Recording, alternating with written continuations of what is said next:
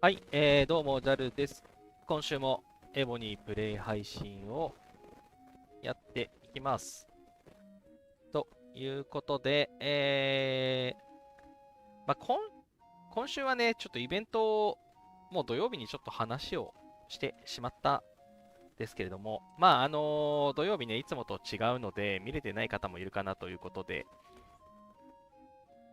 またね、ちょっと、重複する部分はあるかなと思いますが、イベントのところとかね、見ながらやっていけたらなと思います。ということで、とりあえずね、地図をリセマラして、はい、200以内が出たので、よし、OK。そう、このね、遺跡はもう本当ね、リセマラ大事ですから、開いて破棄して、開いて破棄して、もう可能な限り200キロ以内、ね、しないともう、みんながね、参加してくれないんでね、はい、もう終わらせるのが大事なので、もう必ずリセマラをする、こう大事ですね。さあ、やった、ヒドラ呼んだ。あ、長谷川さん、こんばんは。コメントありがとうございます。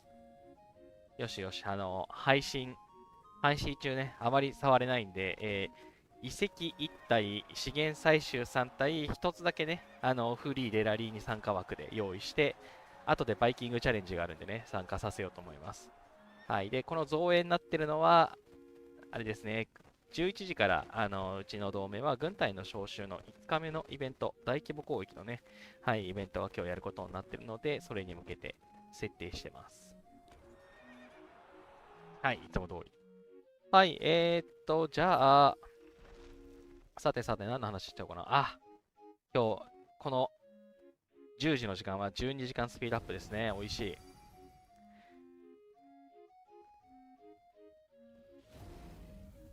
はい、じゃあ、まず、お品書きのところとかね、タイトルにも書いたんですけれども、計36を目指してということで、もともとね、3週間前かな、はい、に予想した通り、資源の還元イベント、その資源スピード同時の還元イベント、また資源還元のイベントということでね、予想通り資源の還元イベントが来ましたということで、今ね、10B 達成に向けて、ちょっと、進めている状況ですと。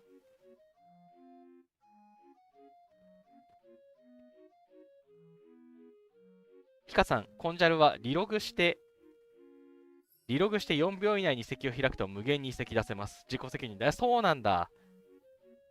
いや、なんかそういう際どいところは、あのーあんまり美味しくないところでバンされたら困るから、多分やらないと思いますが、へえ、そんな技があるんですね。遺跡のアイテム、別にそんなことをしなくても、クソ余ってるんで大丈夫なんですけれども、枯渇してる人はそういう技があるんですね。へえ。まあ、遺跡ね、私200以内をこだわってますが、ぶっちゃけ300とか400とかでも大丈夫な気がします。なんか、人によってはめちゃくちゃ遠いところにね、出してたりとかするんで、そういうのはあんまり選ばれないんでね。てか、200キロでもこの位置、マップ上やっぱ遠いな。この真ん中の方の時空が歪んでるから、こんな感じになるんだな。お、宝蔵の巻の宝箱、嬉しい。アイテムは使います。人数少ない同盟向け。あ、なるほど。一人でたくさん出せるってことか。なるほど、なるほど。一人一個オープンしかできないと思いきや、そういうことですね。えいや、考えたこともなかった。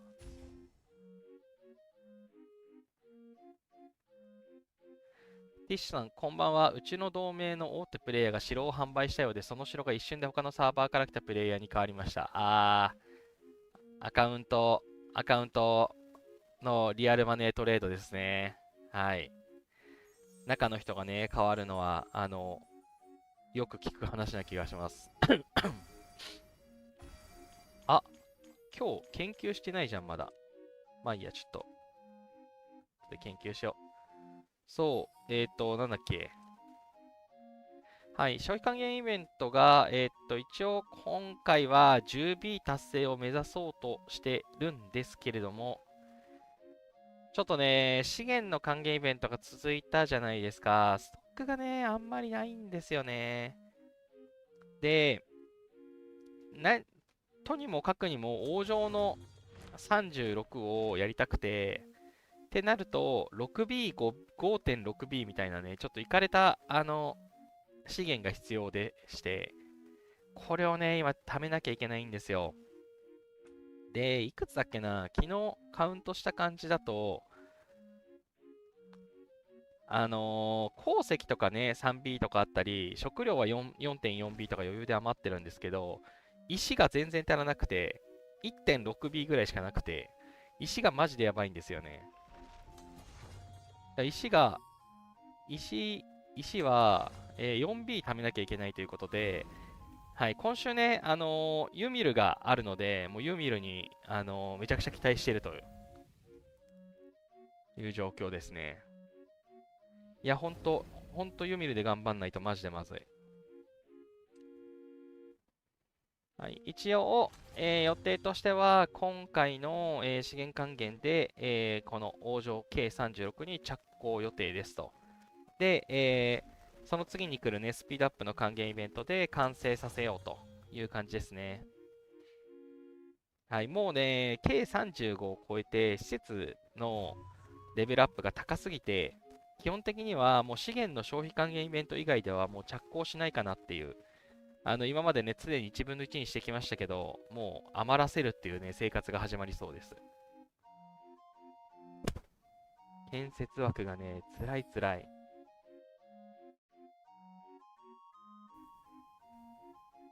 はい。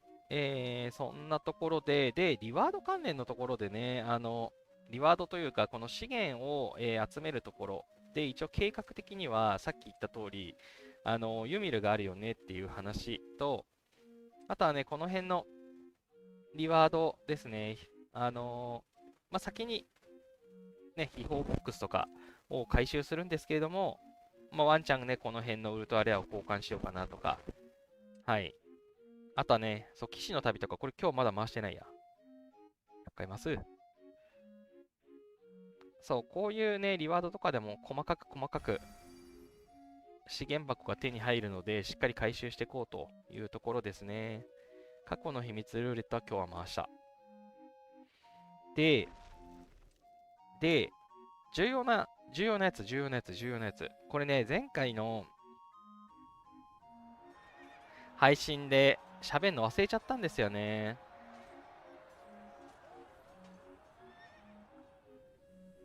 ティッション、続いてお飾りに、お飾りについての質問なんですが、ハロウィンのお飾りを何回もつけてる方は課金でしょうか？クリスマスのお飾りも欲しいけど課金ですかね？どうなんでしょう。私ね、装飾こだわったことなくてわかんないんですけど、でも多分、この飾りの祝日っていうところで買えるんじゃなかったっけな。これ、ハロウィンの飾り。ジェムを使えば買えますよ、多分。3日、7日、30日。そう、私買ったことなかったですけど、多分こっから買うんだと思います。で、いずれ買おうと思ってて、確かね、実績があるんですよ。あ、やべえ。人気が無駄になってた。実績の、反映だったかなで、反映のところに、ホリデーの飾り、ジェムで100日間のホリデーの飾りを購入するとかいうのがあるので、そうそう、ここで、さっき30日が12000ジェムみたいな、なんかそんなのあったと思うんですけど、あれをね、3回とまた10日分とか買うと120分でこれ達成できるんだろうなみたいなの思ってるんですけど、別にすぐに急がんかと思って私買ってないです。はい。そう、装飾ね。あ、装飾。ちなみに、もう流れで話をすると、はい、これ、PC 版からね、ログインすると、もう今まさにPC 版で表示している通り、私 PC 版でよくプレイするので、PC 版でね、プレイすると今、お城がね、もらえるので、これお城もらえるのすごいですよね。かなり、お得。はい、この、皇家の栄光みたいなやつですね。ここの皇家の絶景っていうやつで、3日間 PC 版でログインすると、このお城のね、飾りがもらえるので、もしね、PC 版でやったことがないっていう方は、とかね、PC 版が家にないっていう方も、ワンチャンね、満喫とかからやれたりするので、しっかりデータ消す必要があるとは思いますが、まあね、満喫の PC って再起動したらデータ消えるようになってるんですよ。だから自分でね、ちゃんと再起動すれば、大体大丈夫なんですけど、はい、満喫とかで、試して、でもね、まずこれ3日間試すっていうのもまあ大変なんであれなんですが、はい、ただね、お家で PC 版がある方は、これをやると、それだけでこんなにリワードがもらえるので、おすすめです。ぜひ、ゲットしてください。はい、私は5日目のログインになるので、はい、イベント期間と一緒ですね。はい、このログイン日数ボーナスと、連続ログイン時間のボーナスがあるのでね。で、これがね、もう本当にレアなアイテムばっかりもらえるんで、おすすめですと。で、今日480分のやつ。エピック歴史の名称 5K ジェム 1M ゴールド。わーい。はい。もうね、忘れないうちに引こう。エピック歴史の名称。これ、ちょっと今何出るんだっけ？あ、フニャディだ。フニャディめっちゃ強いからフニャディ欲しい。さあ、引きましょう。ゴー。出たー。ラムセス。まあ、持ってないから嬉しい。持ってないから嬉しいけど、こいつマジ思い切った格好してるよね。やばい、やばいよな。この、この顔、この頭、この格好、素晴らしいですね。エジプト感があっていいと思います。非常に恥ずかしい格好をしているラムセスさん。確か弱かったでしょ。参戦する際に工場兵器の攻撃と、はい。弱いですね。はい。即完璧解雇ですね。いや、本当はね、これまでだったらこういうもう二度と使わんだろうっていうところはもうルーンストーンにしてたんですけど、制約っていうね、システムが出てしまって、もしかしたらね、ワンチャン使うかもしれないんで、はい、基本的には完璧解雇するようになりましたということで、はい、完璧解雇します。これね、重要ですね。将軍の伝道さん。埋まったー。やったやったてか、将軍の伝道さんの埋まりがいい感じだ。いや、いい感じなんだけどさ、このデイビッド・ファラガットも、マール、マールテントロンプも、めっちゃきつい、なかなか出ないやつですよね。サーバー戦争中上がるっていうめっちゃレアなやつだよな。こいつら欲しい。はい。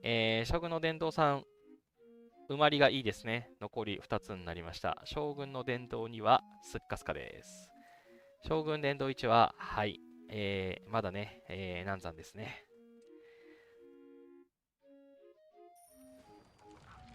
何の話だっけ？はい。ということで、この PC 版のね、ログインは、ぜひ皆さんね、目指してもらえたらと思います。で、思い出した。何の話してたか。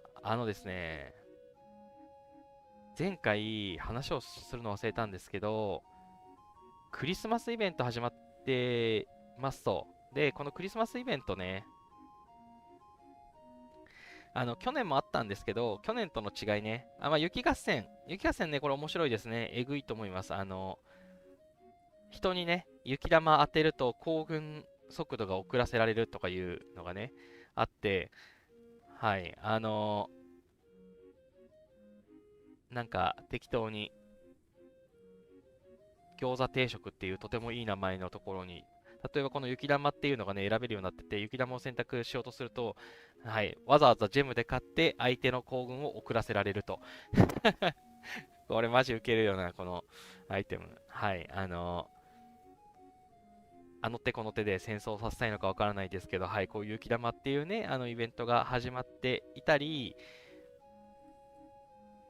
不思議な雪だるま、イエティみたいなね、やつをね、倒すと、クリスマスプレゼントが手に入るよということで、去年まではね、レベル6までだったんですけど、今回からレベル7が出てますね。この金のアイテムじゃなくて、赤のアイテムが増えてますと。で、スピードアップ系がもらえますが、まあ、そんなにね、めちゃくちゃ美味しいっていうわけではないので、レベル7がね、余ってそうだったら殴ってもいいかなぐらいな気がします。で、重要なのがサンタの贈り物ですね。はい。サンタの贈り物、去年までは4までだったんですけど、今回からクリスマスボックス5が登場していますと。はい。で、クリスマスボックスね、4、これもね、去年よりなんか上がってると思うんですよ。この食料 50M、食材 50M、石材 50M、鉱石 50M って去年なかった気がするんですよね。はい。なんか大当たりが増えてますと。で、レベル3もね、あるんですけれども、これは 20M しか当たんなくて、50M が当たるようになってます、4は。で、5も同じように 50M が当たるんですけど、4と5の大きな違い、個人的な大きな違いは、この食料箱とかね、木材箱の最低、最低保証資源がちょっと高いんですよ。50K じゃなくて 100K。で、こっちは 500K 箱とかあるんですけど、こっちは 500K 箱ない代わりに 1M 箱ということで、なんでしょう、資源の期待値が高いので、5個人的には非常におすすめですね。ただ、この行軍をね、サンタに行くための行軍を出すのに、スタミナ4必要なのか5必要なのかっていうのでね、たかが1だけど、結構ね、数いくとなると、かなり効いてくるので、はい、ここ重要ですね。はい。こんな感じで、レベル5のサンタ、これね、ゴンタと、ゴンタと命名されてました。はい。3のサンタはサンタ、4は4タ。はい。今回から私が出たゴンタ。はい。4タはスタミナ4。はい。で、個人的には、リワード枯渇しまくって、リワードがね、欲しくてしょうがないので、ゴンタくんをね、ひたすら言ってます。はい。ということでね、ゴンタくんの座標をみんなが共有してくれるので、ありがたくいきますと。はい。ということでね、皆さんね、ほんとゴンタおすすめですと。で、まだね、開封してなかったので、そう、このね、ゴンタの宝箱を開封しようと思ってたんですよ。一応、X でね、いろいろ、たくさん開封して調べてくださった方的には、大体3%ぐらいで、50M 出るかもね、みたいな、そんな感じらしいですと。ということで、私133貯めてるので、3つ4つね、3つ4つ開いてほしい。特に石材、食料はいらない。とか言ってるとフラグになっちゃうからちょっとあれなんだけど。はい。じゃあまずはね、ヨンタくんの宝箱を開けてみようと思います。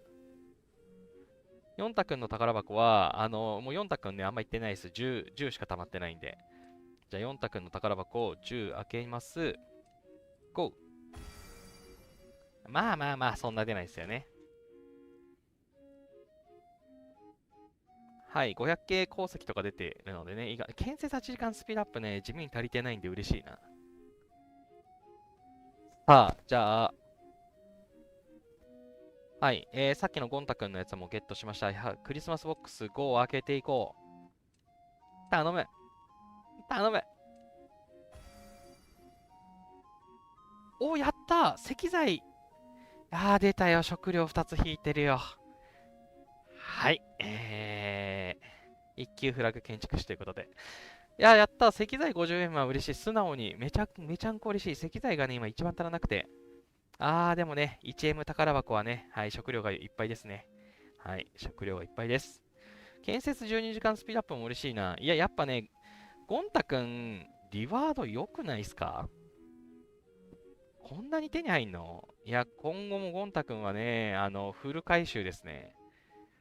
はい、スタミナ5かかりますけれども、もらえるものはやっぱいいと思うんで、ぜひね、ただ、ただですね、直接ゲットなのは良くねえな。直接ゲットか。宝箱宝箱でゲットじゃなくて、いきなり資源に増えるから、食料とか今306になっちゃってる。やばいやばい、溢れる溢れる。貯蔵しよう。食料ね、溢れちゃうと困っちゃうんで。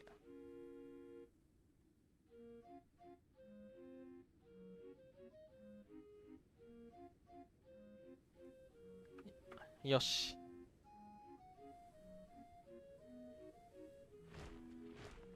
いやー、直か。っていうことは、王城を建設する直前まで貯めて、で、一気に開封すると良さそうですね。はい、そんなところで、そう、前回のね、配信でちょっとお伝えするのを忘れたんですけど、この新しいね、クリスマスイベントのサンタクロース、もう去年までは正直クソイベだったなと思ってますと。ただ今年のね、ゴンタくんマジでいい子なんで、マジでやれる子なんで、ぜひね、ゴンタくんをみんな、狙っていくといいのかなって思います。あ、ゴーレム出しとこう。そう、前回の配信でね、言おうと思ってたのにすっかり忘れてて、よかった言えて。はい、ゴンタくんね。ぜひぜひ。ちなみにゴンタくんは、6回かな多分、最初に湧いた時に6回いける感じになってるので、ぜひね、AC チャットとかにシェアしてみんなに言ってもらうのがね、いいと思います。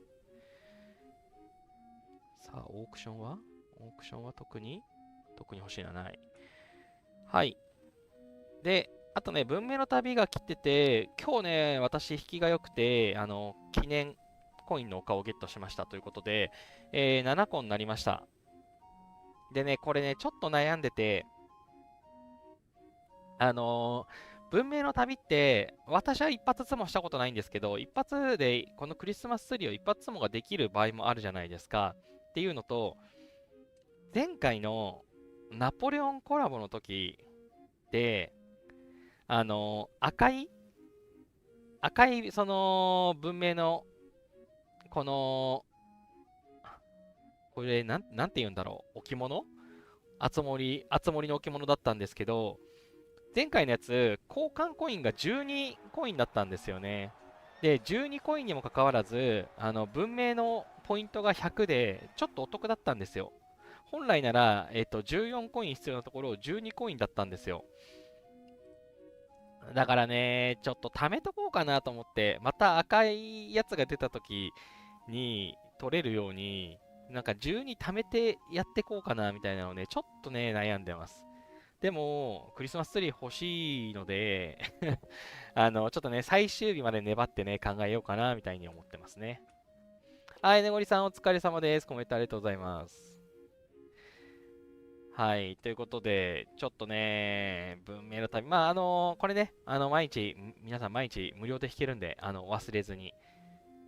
もしね、ちゃんとこの期間、毎日やっていたら、この進捗状況がね、5になって、今日はこれをね、ダガーを、ラダーを1個受け取って、弾けてるんじゃないかなと。6回になってると、取りこぼししてないかなっていう感じです。はい。で、そうだ、前回ね、言うの忘れたのもう1個あった。いや、一応ね、触れるには触れたんですけど、この同盟対決戦ですね。同盟対決戦復活したぜ、やったぜ、みたいなのをね、言ったんですけど、これね、同盟対決戦って、毎日、この大使っていうところでね、活躍度のクエスト、この反映ポイントゲットできるんですよ。これね、忘れずに皆さんやりましょうね、毎日。毎日です、毎日。これね、前回言及するの忘れました。クエストクリアしましょうねとは言ったんですけど、そんなさらっとじゃなくてね、ちゃんと言うべきですね。はい。この辺の積み上げとか同盟とかは、書いてあるやつを意識してね、プレイしておけばなんとかなるんですけど、この大使だけは毎日リセットかかっちゃうんで、忘れると、順存なので、はい、しっかりね、やっていきましょうと。はい、今回もね、ちゃんとエントリーがしていると、今現在バトル進行中ということで、2日のエントリー期間、1日のマッチング期間で、2日のバトル期間を経て、最後に結果確認みたいなのでね、1週間が進行して、多分、5同盟分戦うのかな。でも23日ってなってるから、4同盟、4回ぐらいしか戦わねえんじゃないか。はい。まあ、4回戦うっぽいですね。はい。で、そこの中でそのシーズンが決まっていくという感じになってますと。はい。うちのね、同盟は確か、前回プラチナエンドだった気がするね。はい。デスノートの作者の漫画みたいな名前になりましたが。はい。プラチナまで行った気がします。そう、この辺のね、リワード、このコインがね、ゲットができますということと、このコインが、消える前に使わなきゃいけないので、前回はこのゴールドのお城のかけらをね、選んでる人が多かった気がするかな。はい。まあ、今回もね、私、前回は違うの取ったんですけど、ゴールドのお城のかけらちょっと取ろうかなと思ってて、なんかね、この交換枠が多分前回より増えてるんですよね。60分の60ってなってて、前少なかったんじゃなかったかな。このゴールドのお城、まあ、私持ってないんですけど、ちょっと見たんですよ。この装飾の、どれだっけ、イベントか。清丸さん、こんにちは。コメントありがとうございます。そう、この装飾の城のイベントを、進んでいくとですね、これ、ゴールドのお城の飾りってあるんですよ。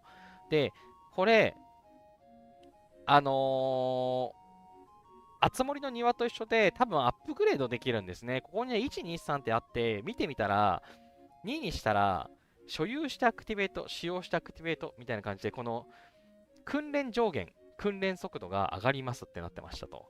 で、さらに3にすると、部隊定員プラス 5% って、これ偉いですよね。なんか、城のレベルを上げることで、まあ、そのバフがね、かかるようになるということで、まあ、もっとね、豪華な城を持っている方はわざわざこれを選ぶ必要はないかなって思うんですけれども、まあでもね、所有したアクティベート訓練速度8って普通に美味しいですからね。はい。これちょっとね、いいなと思いました。明太子さんこんばんは。ひかさん、対決コインは消えませんよね。対決コイン消えない、もしかして。私、前回使い切ったからなかっただけ。消えるって書いてないから消えないんだ。対決コインは残せそうですね。ありがとうございます、ひかさん。私、なかったのは、多分前回綺麗に使い切ったからですね。でもこれ次いつ来るかわかんないからな。これ同盟対決戦ってさ、前回いつ来たっけ。前回来てからめちゃくちゃ期間が空いたじゃないですか。どれぐらいだろう。そう、その間をね、貯めなきゃいけないので、ちょっと待ってくださいね。私、昔の画像を見てればわかるんじゃないか、これ。さてさて。昔の、画像を見て、同盟対決戦っていつあったっけな。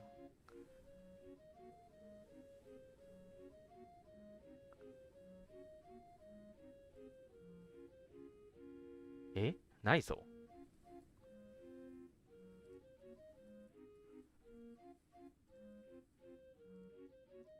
同盟対決戦、最後に来たの、いつだろう。私画像作ってなかったっけ。はい、ちょっとすぐに出てこないので、やめます。はい。とはいえ、なんかめちゃんこね、前に来たっきり、本当に久しぶりな登場な気がしますね。少なくとも、砂漠イベントよりは前だもんな。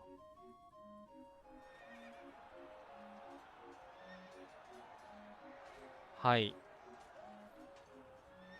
ということで、かなり長期戦を目指して取っとくのも OK。それぐらいだったら交換しても OK みたいな感じですかね。でも、消えないみたいです。なるほど。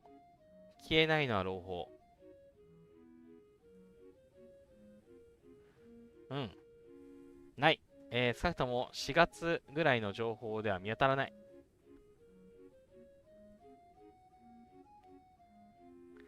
ヒカさん、私今3万2000あります。消えてないですよ。すげえ。そんなある？じゃあ、それ前回使わなかったってことですね。消えてないですね。素晴らしい。3万2000も貯めれたんだ。すげえ。それは、あれですね。前回、グランドマスとかジェムとか、だいぶポイントが高いとこだったんだろうな。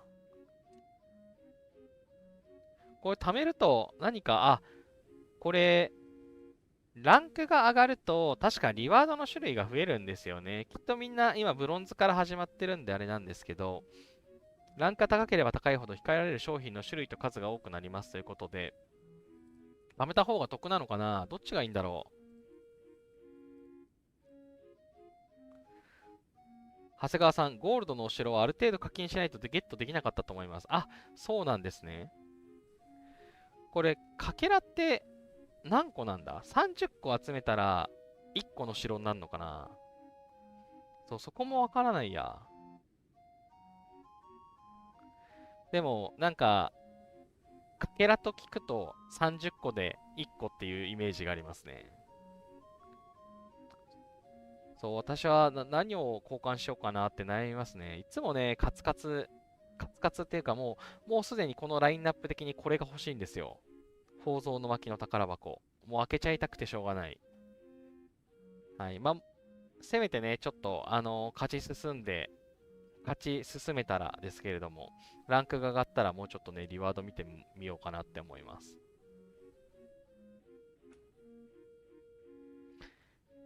はい。ということで、今回ね、私の、サーバーのマッチングは1125、1129、1179、1246、1531ということで、一応、うちの同盟が一番じゃないな、1186だから、ちょうど真ん中だな。はい。ちょうど真ん中なので、どれぐらいになるんだろうなっていう感じ。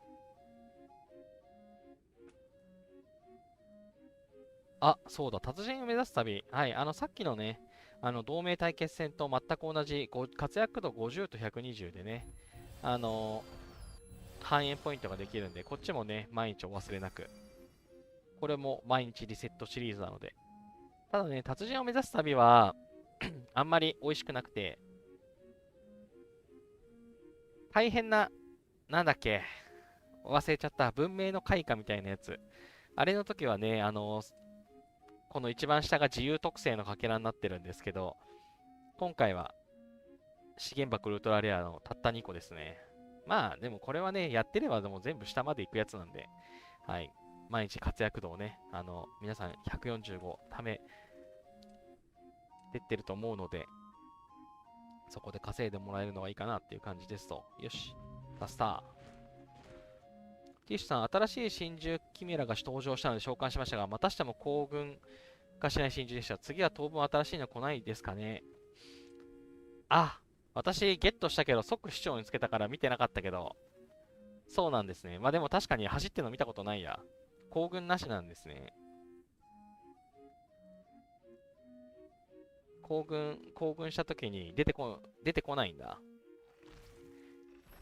真珠は、どうだろうな。大体ですね、イベント2、3回に1回新しいのが出てるんですよね、今のところ。そう。真珠スケールがもらえるイベントが、1回何もなくて新しいの出て、1回何もなくて新しいの出て、みたいな感じで、真珠、ケイローンとか、違うな。ライチョウ、ケイローン。で、その前は、精錬か。はい。なんか、結構なね、スパンで。いや、セイレーンとね、ケイローンの間は結構空いたわ。確か。刻印が出たタイミングで、そう、ケイローンが出て、で、このイベント2回、だから、もうちょうど1ヶ月ぐらいですかね。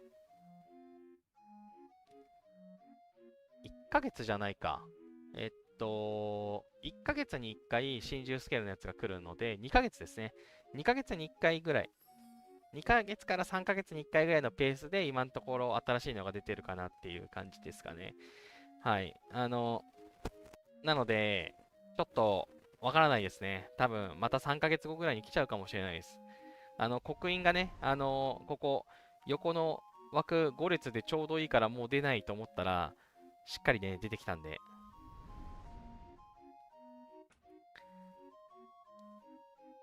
残念だ。なぜ、なぜ新しいのが出てしまったのか。新しいのがね、出ると、品質を上げる隙間がないですよね。はい、この、真珠の品質を上げるために、この、赤血の精髄っていうのを、できればね、交換したいところなんですけれども、こんなに2ヶ月に一遍とかの頻度で出てくるんだったら、もう貯めたくなるじゃないですか、400。私も今回ほぼ400ね、近く貯めてたので、すぐ交換しましたけど、こんなペースでね、来ると、品質いつ上げんのよっていう感じになっちゃって、はい、もう少しね、待ってほしいんですけどね。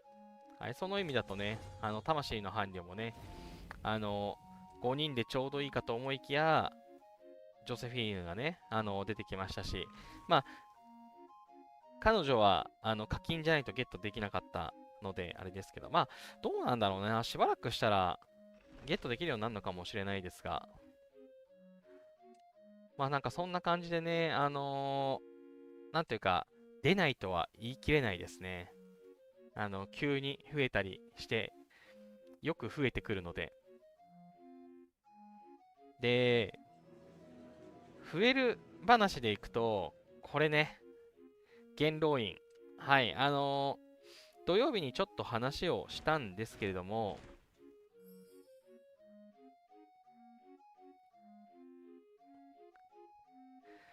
元老院のね、3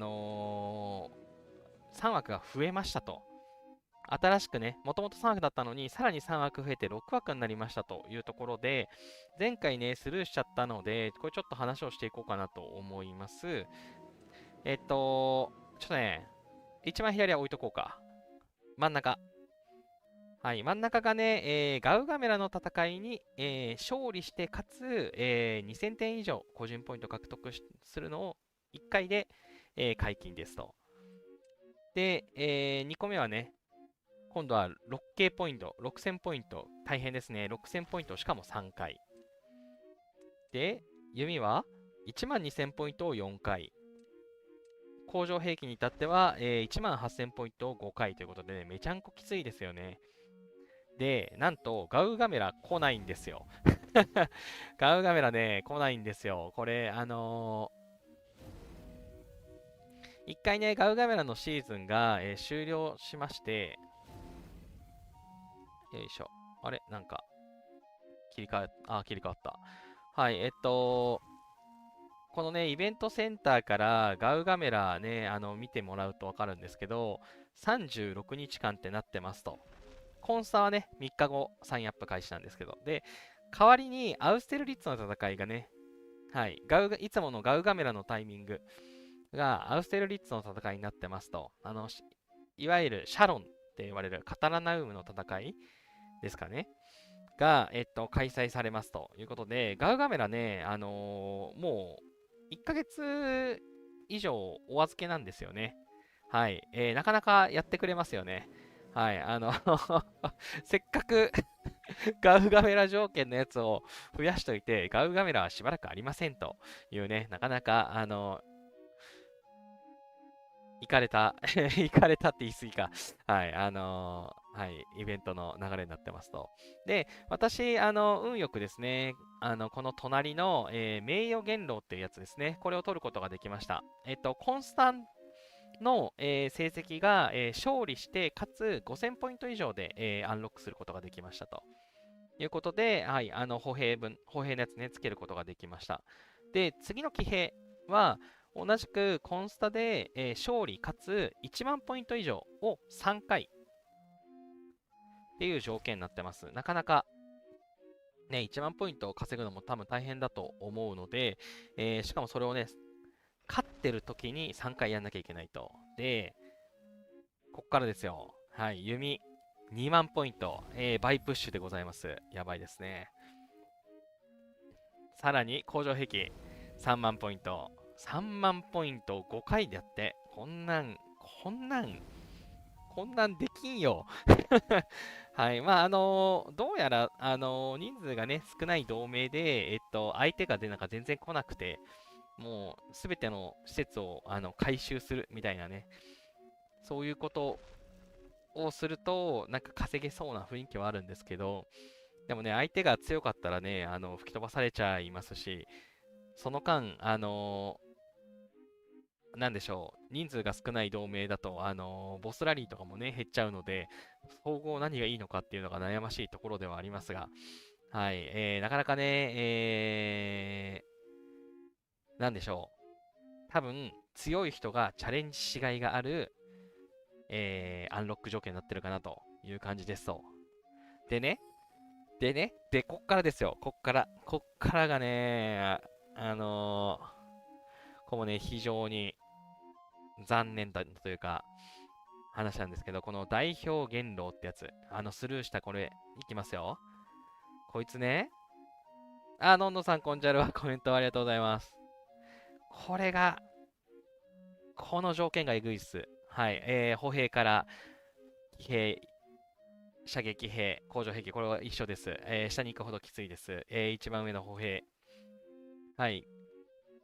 まあ、行政庁レベル8はね、計35以上の方であれば、頑張ればいけるかなっていう、戦勝記念塔がね、ちょっと大変ですけれども、っていうラインなんですが、このアンロック条件、はい、見ていただくと分かる通り、サーバー戦争に勝利し、540M 個人ポイントを1回獲得するっていう風になっていますということで、これは、サーバー戦争ね、リワードを見に行くと分かるんですけど、個人リワード全開かな。はい、この通り。はい、個人リワードですね。サーバー戦争の個人リワードのこのゴールドさんまでですね。ここまで行って初めて、まあ、獲得することができるってなってます。はい。私ね、今1年2ヶ月とか1年3ヶ月ぐらいエボにやってるんですけども、サーバー戦争で、540ポイントを超えたのは今のところ1回でアレスを取った時だけですということで、はい、もうそれだけでね、もう一番最初の条件がきついじゃないですか。ね、きついなって、はい、思いますと。はい、これがね、できるとアレスにちょっと近くなると思うんですけれども、はい。で、まあね、1個目ですよ、1個目。1個目がもう個人ポイントをマックス達成してくださいって書いてます。ボイスさん、こんじゃるはコメントありがとうございます。はい、じゃあ次、騎兵いきますよ。騎兵。はい、来ました。はい、700M 個人ポイント2回獲得。サーバー戦争勝利し、これも重要ですね。ちゃんとサーバー戦争勝って 700M 個人ポイントを獲得してエンドを2回やりましょうと書いてますと。はい、これもね、まあ、私これは前回達成してましたね。はい。頑張ればいけるのかもしれません。次、弓。来ました。こっから、こっからよ、こっから。サーバー戦争に勝利し、1B 個人ポイントを4回獲得する。1B 個人ポイントは大変ですよ。これこれもなんか、普通に書いてるけど、1B 個人ポイントを4回獲得って、うちのサーバーだったら K38、K39 の人たちの猛者のやることなんですけど、はい。まあね、その猛者用のクエストなんだと思います。アンロック条件なんだと思います。はい。来ましたね、これね。これまだ3つ目ですからね。4つ目来ます。工場兵器。サーバー戦争に勝利し、2B ポイント、まさかのバイプッシュ。はい。しかもこれを6回獲得する。これね、これマジで、えぐいですよね。2B ポイント、サーバー戦争で 2B ポイントを稼いで、勝ちましたってやってる方ってどのくらいいるんでしょうね。少なくとも若いサーバーは難しいと思うんですよ。はい。結構ね、これ大変。しかも6回ですよ、6回。勝利して6回っていうことは、その勝利、サーバー戦争に勝つかどうかって、なんか最後まで分からなかったりするじゃないですか。だから、負けそうでも、勝てそうな場合には、この 2B ポイントを目指すことになりますよね。目指してる方たちは。ってなるとですね、これ何が起こるかっていうと、これアレス取りたい人、厳しくなっちゃったんじゃね問題がちょっとね、思ってるんですよ。はい。2B は難しくても、1B はワンチャン狙える範囲だとは思います。それなりの強さの方だったら 1B ポイントって、無理ではないと思います。私も確かこの前 900M だったかなとかだったので、強い人だったら全然 1B は狙えるんじゃないかと思うんですよ。で、みんながみんなこのアンロックを目指してこの 1B ポイントを狙うってなると、アレスを取りたい、まだ取れてないけど、なんとか頑張りたいっていう人は、その人たちと同じぐらい頑張らないと取れなくなっちゃったんじゃないかなみたいな。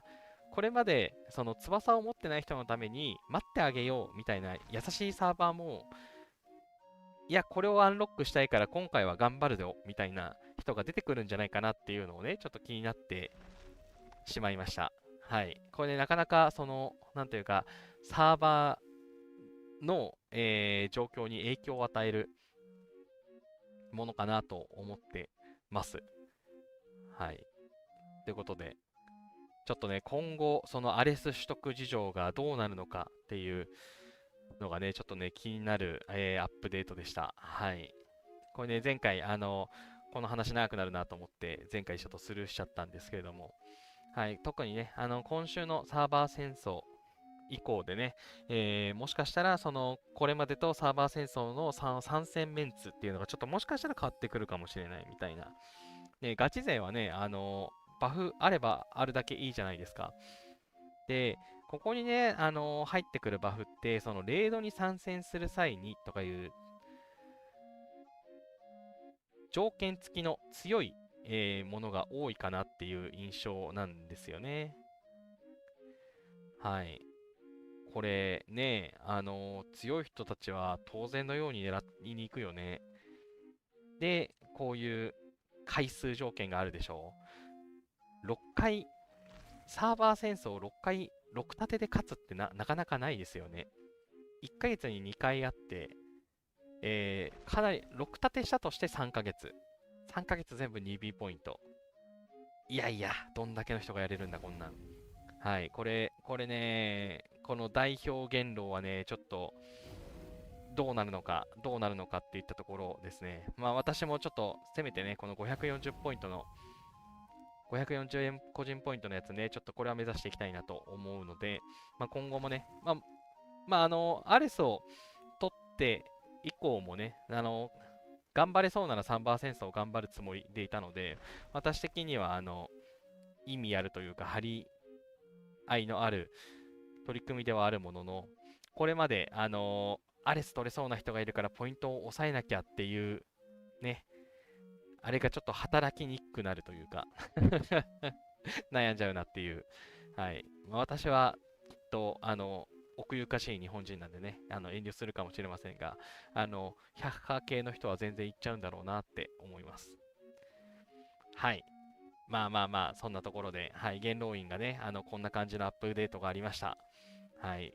今週からサーバー戦争なのでどうなるのか、点数状況がね、変わってくんじゃないかなっていうのをちょっと、危惧している感じです。はい。さてさて、忘れうちに参加しよ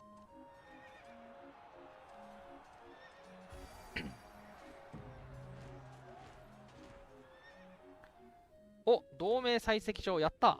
同盟採石場になってる。出したいけど、まあ、1枠はフリーにしとくから、後で増援終わったら、同盟採石場に出そう。はい、もう基本的にね、私、もう寝る前には、探検後の、同盟採石場最終、同盟その資源土地に出してっていうね、6部隊そんな感じでやっていて、もうひたすら遺跡に潜って終わって、遺跡に潜って終わって、今日、1000分ぐらいかな終わった気がしますが、またたまりましたね。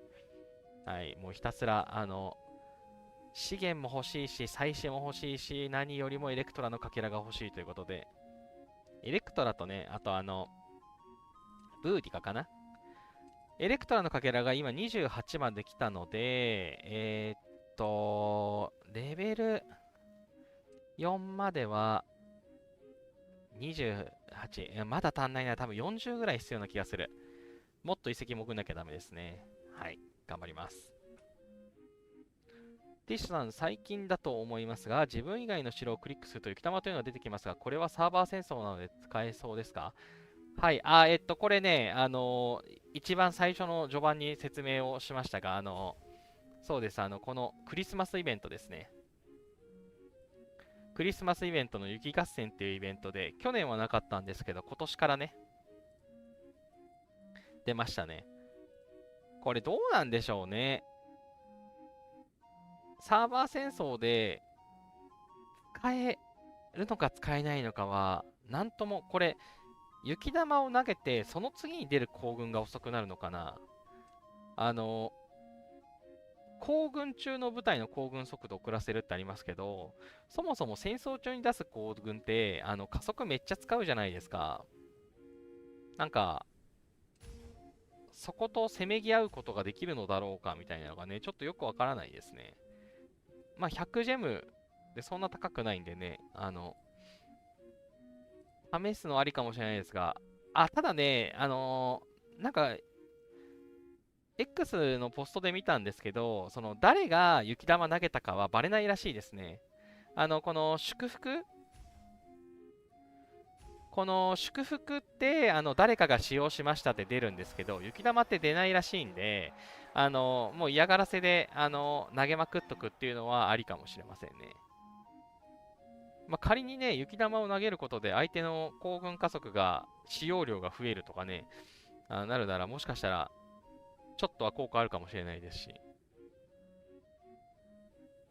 いや、どうなんだろうな。ちょっと、そんなにそんなに効果は薄い気はしますが、どうなんでしょうっていう感じですね。はい。私は、特に、わざわざ、たかが100ジェムですけど、別にこれに使う必要はないなと思って、一回もやってないですから、多分そのままやらずに終わる気がします。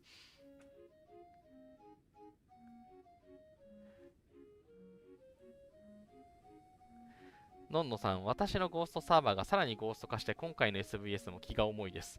さらにゴースト化どういうことどうしてゴースト化が進んでしまったのだろう。そうなんですね。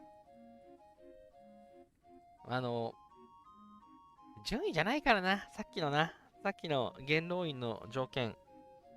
順位じゃなくて、本当にポイントだからな。難しいよな。ゴーストサーバーって、援軍を狙うだとか、なんか協力がしづらそうだし、ちょっと大変そうな感じがしますね。1B の人が2人引退しました。うわー、なるほど。なるほど。残念すぎる。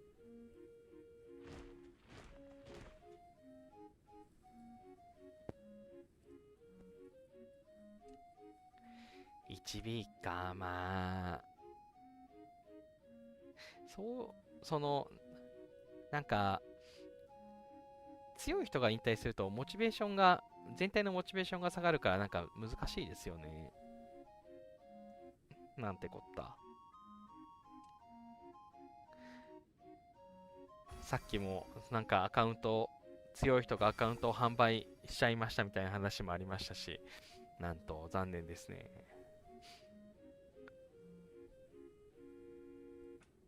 なんとかね、盛り上がっていけばいいんですけれども、なかなか7周年イベントが塩だったからな。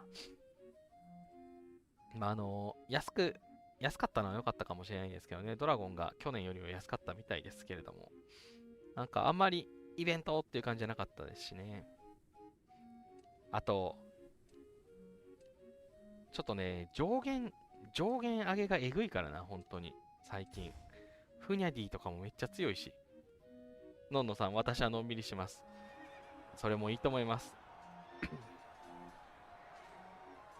あの、気長にね、育成するのが楽しかったりすると思うので、よいしょ。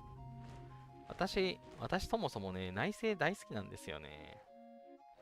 もともと、はるか昔、古のミクシーという、えSNS で、サンシャイン牧場という内政もどきのやつをひたすらやってたぐらい、はい、こういう内政系のゲーム大好きなので、私は、たとえ戦争がなくても苦じゃないんですけれども、あ、なんかいつの間にか56まで上がってる。わーい。透明走破。透明走破ランキング3になってる。うわー、出た BNS。いやーもうこのね、お隣のサーバーの BNS さんがめっちゃ強いんだよな一番最初のサーバー戦争で負けた覚えがあって、印象が強すぎる。そう、ちょうどね、そう、戦場の話をしようと思っていたので、まずこのトゥーロン後位戦終わりましたね。そのコンスタがトゥーロン後位戦という名前になってましたということで、4ラウンドね、終わりまして、この、イベントが終了しましたと。今ね、リワード受け取り期間になってるので、皆さんね、もしリワード受領ができそうな方はね、忘れずに受領しましょう。リセットまでになってますと。はい。で、うちの同盟はね、めでたく500以内に入ることができたので、このアレスの地50もゲットすることができましたと。で、トゥーロン後位戦はなくなって、また今週の、ね、土曜からは通常のコンスタンティーノーブルがね、あるみたいですと。で、ガウガメラは、お預けで、その間に、アウステルリッツの戦い、これまでのシャロンって言われてる戦いが、始まります。で、うちの同盟はですね、ランキングが、なんと、あ、ここに出ないのか、154位かなだったんですよ。トゥーロン後位戦が。ということで、めでたくメジャーリーグという、え一番上のね、リーグに入ることができました。まあ、このギャラクシーハートっていう大陸の中でも、ね、一番若いサーバーなので、はい、入れてね、よかったなという感じなんですけれども、ということで、メジャーリーグはね、時間が固定になってます。明日のね、10時から、9時、9時じゃねえよ。10時から、12時ですね。はい、日本人は参加しやすい枠での、戦場になっていますと。はい、でね、リワードがね、あ、そう、ここ見れば見れた。はい、うちの同盟はね、154位でした。ギャラクシーハート。154位、154位。はい、こちらね、ティミー、玉浦。はい、勝率67%で、戦場ポイント16万1900ということで、154位に、ランクインすることができました。うちのサーバーで、2位の同盟かなは、惜しくもメジャーリーグじゃなくてエリートリーグだったようですね。ということで、1186のサーバーからは、うちのサーバーのみが、メジャーリーグに、参戦ということで、で、頑張っていきたいなというところですと、魔界なんだなと思っています。某 H さん、うちもギャラクシーハートでジュニアリーグです。あ、ジュニアリーグだったんですね。トゥーロン後位戦も当たり運がありますよね。なかなか強い人と連チャンで当たったりとかすると、このポイントが稼げなかったりとか、ポイントは、その、お互いの戦力が高ければ高いほど、上がりやすいので、相手が弱すぎるとむしろポイントが伸びないっていうのがある気がしますね。これ、上の方に行くと、勝率は多分そんな変わらない。勝率100%がないんだ。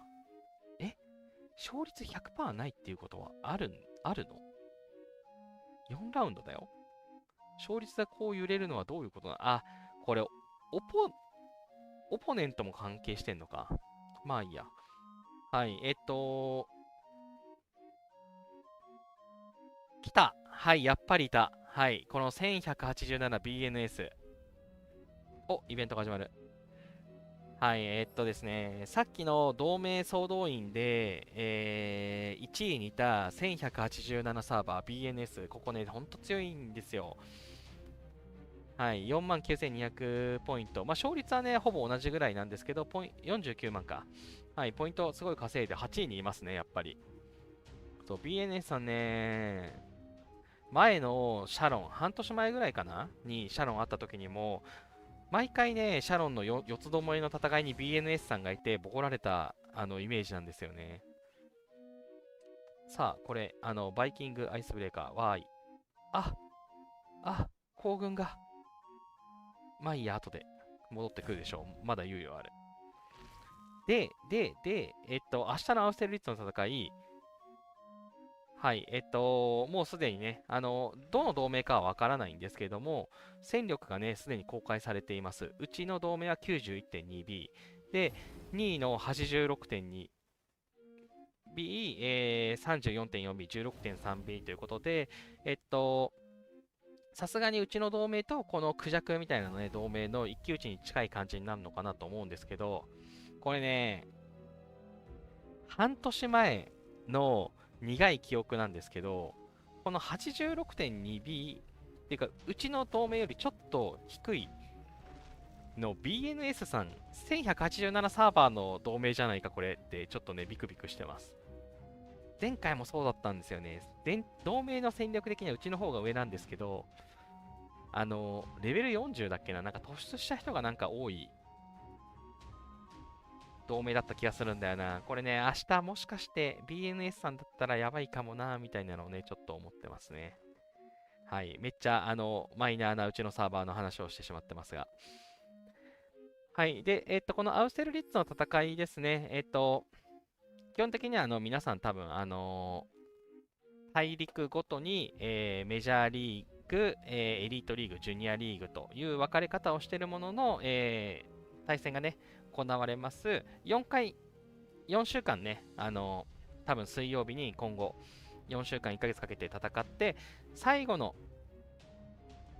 週に、この、なんだっけ、昇格戦、準決勝、決勝みたいな感じでね、最後の週と、違うな、5週目、6週目みたいな感じだったかな。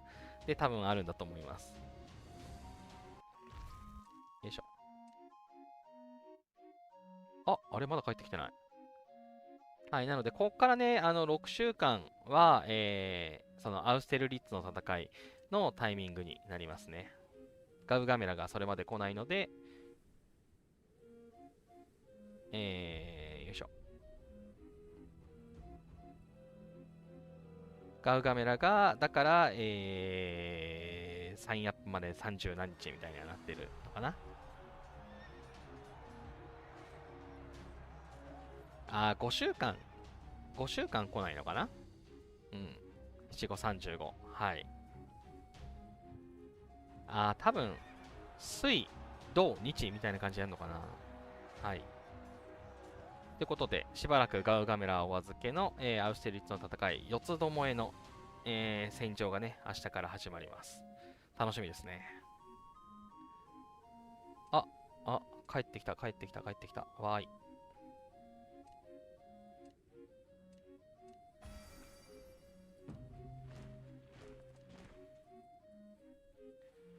ほいほいほい、軍隊の招集が、これで、やったありがとうございます。今週もありがとうございます。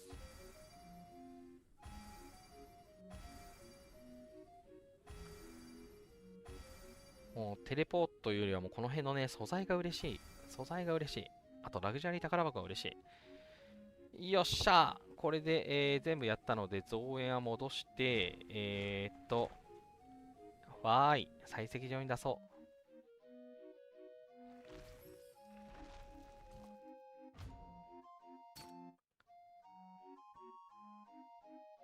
採石場に出そう。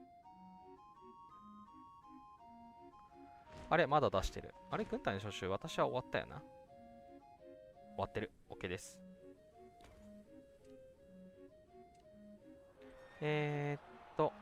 まあ、適当にガイウスでいいか。こうね、こまめに出しておくの大事。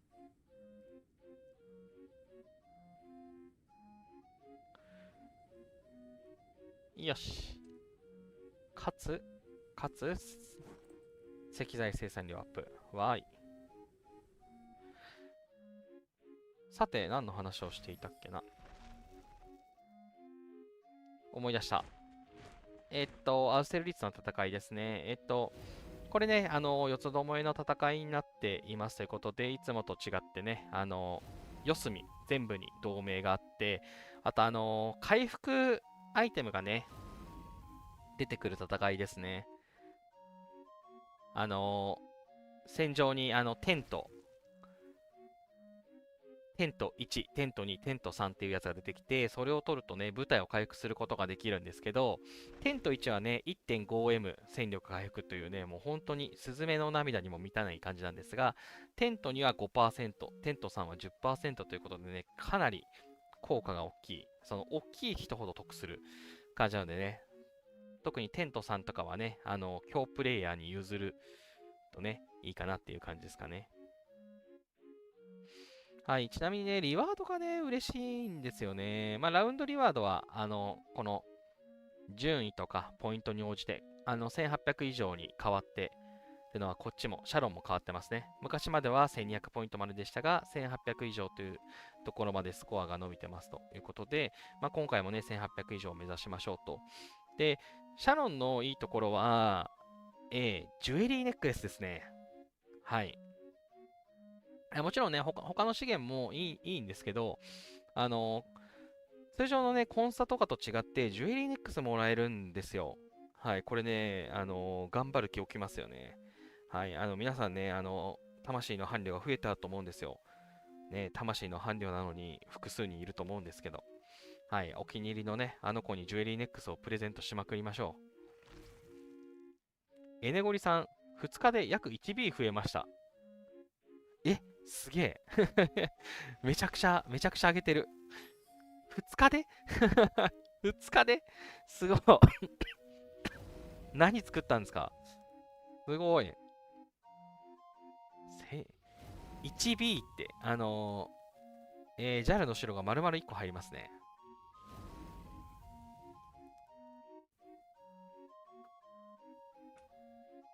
はい。ラウンドリワードもいい感じです。で、この総合ランキングリワードですね。これね、気づいちゃったんですよ。メジャーリーグって、まずそもそもね、メジャーリーグって、256位、そのトゥーロン後位戦のシーズン終了後、大陸ランキングトップ256に入賞するとメジャーリーグに入りますということで、メジャーリーグってもう256同盟しかないんですね。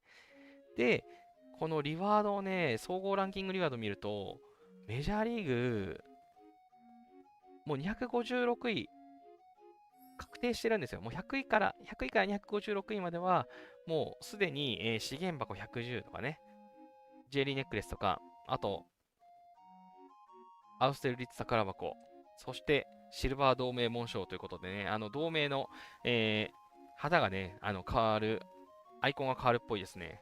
ここがね、約束されてるっていうね、なかなか、これの、ちょっと素敵なところは、エリートリーグの上位、エリートリーグの上位と、なんか遜色がない感じなんですね。ジュエリーネックス27とかでしょ？ 6 位から9位って。ジュエリーネックス28だもんね。で、充血の決勝も、100とか90とかでしょ？メジャーリーグ100でしょ？やっぱり、もうメジャーリーグに入っただけで、エリートリーグより、リワードがいいっていうね、なんかこれめっちゃ偉いなということで、これ、今回ね、初めてメジャーリーグになったので、この、仕組みに気づきましたが、ちゃんと見たんで気づきましたが、今後もね、メジャーリーグを目指して頑張りたいなって、思いました。はい、時の運もあると思いますが。で、このね、ちょっと待てよ。そろそろ、そろそろ、バーサーカーじゃないですかやっぱり。バーサーカーには出させてもらって。なんか、来とる。なんか来とる。めいめいさんから来とる。あ、ごめん、行軍出しちゃったから後で。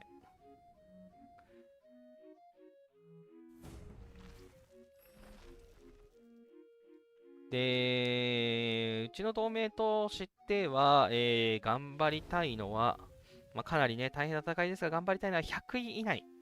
100位以内にに上る、勝つと、この星型要塞っていうね、やつが、もらえるみたいなので、これね、頑張りたいですね。この星型要塞っていうのが、これかなこの、このきっとお城でしょう。このお城これ同盟のお城っぽい。フランス有名都市。星型要塞。同盟メンバーに一つの。同盟の城ですね。多分、同盟の城がこの星型要塞とかいうのになって、同盟の建設速度プラス8%、同盟の歩兵の HP プラス20%、同盟の石材採取プラス20%ということで、同盟にバフがつくみたいですね。いや、いいですね、こういうの。素晴らしいと思います。はい。めちゃんこ、大変な気がしますが、はい。このね、こっから、1ヶ月ね、明日が初戦になりますが、しっかりね、頑張っていきたいかなというところですね。はい。アウステルリッツの戦いの話は、これ、わかった。画面切り替えうまくいかないの。エボニーに、エボニーにカーソル合わせてると、ショートカットキー動かないんだ。なるほど。どうしようかな。そうだ、アレクサンドルネフスキーさんが出ていたんだ。アレクサンドルネフスキーな、いらんのよな。持ってるんだよな。そうそう。アレクサンダルネフスキーさんね、私もうすでに持ってるんですよね。はい。もう、防衛市長として結構使っていたので、もうレベル37マックスになっていますと。で、一回ね、限界突破をすると、その歩兵と騎兵の HP がアップしますってあるんですけど、これ、意味ないんで、市長的には。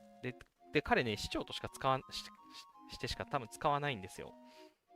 で、これ全兵士を指揮することが得意って書いてあるでしょ。もう限界突破もしない。ということでね、せっかく、酒場に出てきてくれたんですけど、彼は買わないですね。はい。今後もきっと使わなそうな気がします。あ、終わったから出そう。よいしょ。はい、王朝の騎兵。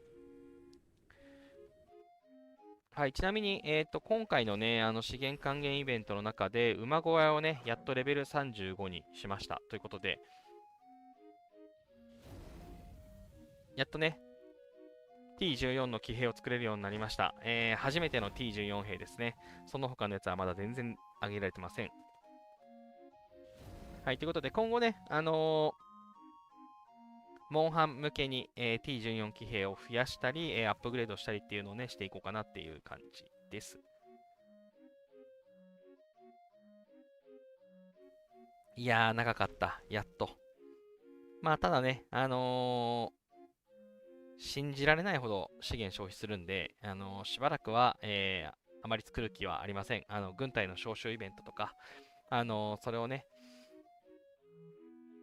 クリアする程度の、ちょっとずつちょっとずつ、作っていって、次の資源還元とかのタイミングでね、半分ずつアップグレードしようかなっていう感じですかね。はい。これをあんまりハッスルするとね、今度鉱石が足んなくなっちゃうんで。はい。どっかのタイミングで、多分、今のところ予定的には2月の資源消費還元イベントは、食料、木材、石材は 10B 消費して、鉱石を 20B 消費っていうのをね、目指してみたいなと思ってます。はい。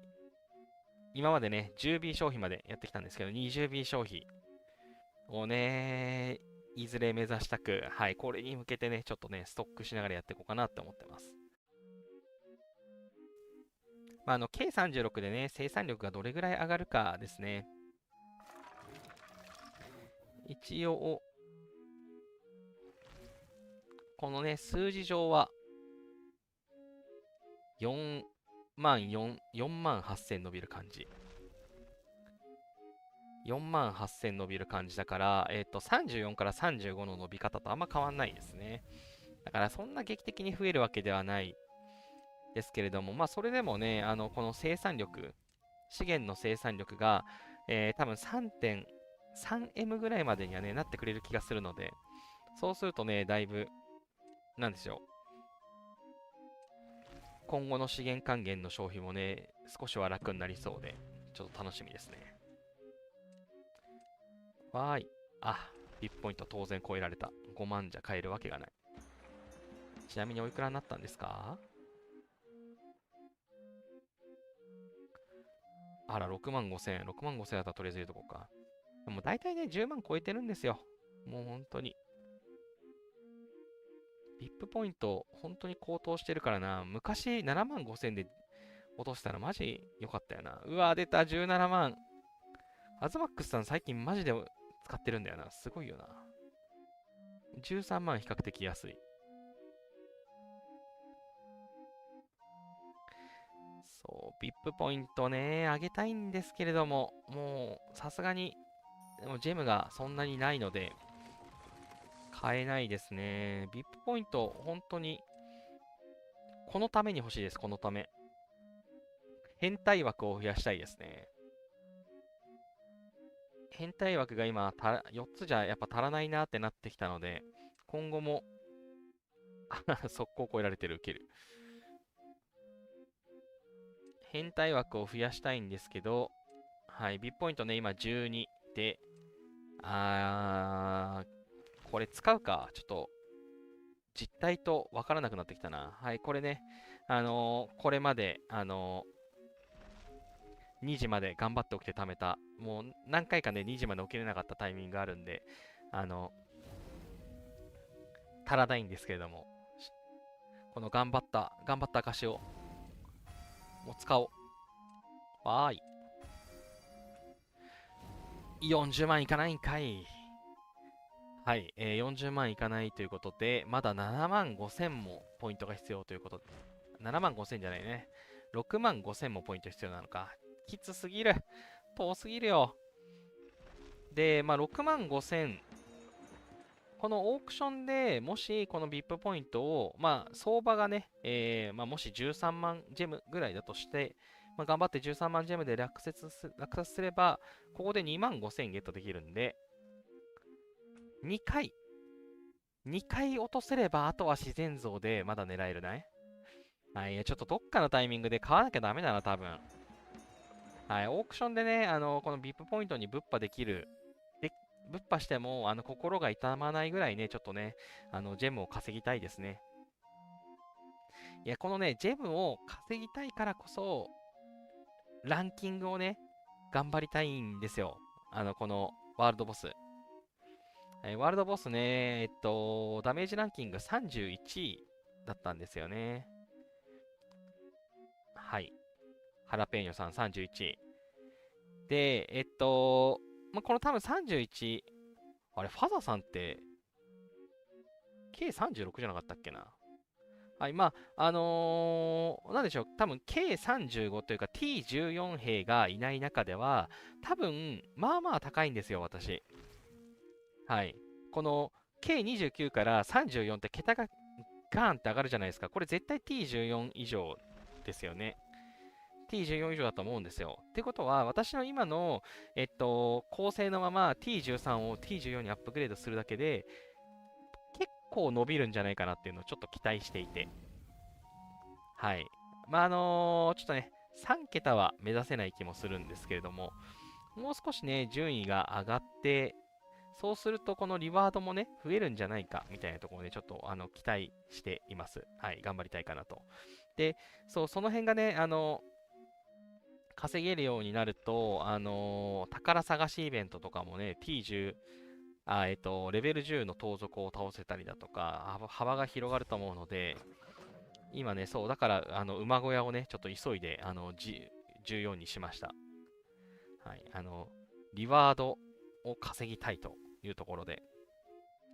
はい。で、そうこうしてる間にね、この研究をね、上げることで、バフを上げて、そう、K36 もして軍事研究所も作るので、バフを上げて、バフを上げたら、このワークショップでね、工場兵器をガン上げですね。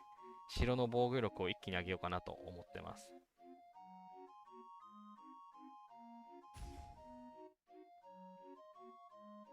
はい、一応プラン的にはね、工場兵器をそうガン上げすることで、防御力も上がるし、あとはラリーするときの、やっぱCG ラリーって重要だと思うので、そこにね、気兼ねなく出せる。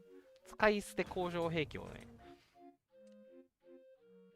作りたいので、防御もできる、殴りに行くときにも使えるっていうね、工場兵器便利説唱えてるんで、はい、今ね、もうなんか可愛いです。1万ずつぐらいしかいないです。1万ずつぐらいしか。で、一番下だけね、アイテムでバコって開けたんで、53万いるんですけど、この辺をね、1M ずつぐらいとか、大体強い人の城って工場兵器 1M ずつとかね、あったりとかするので、はい。まあ、1M はさすがに、あのすぐには作れないですけど、まあなんかね、50M ぐらいとかね、作って、50M、50万ずつぐらいとかはね、作りたいな、みたいな感じがね、していますね。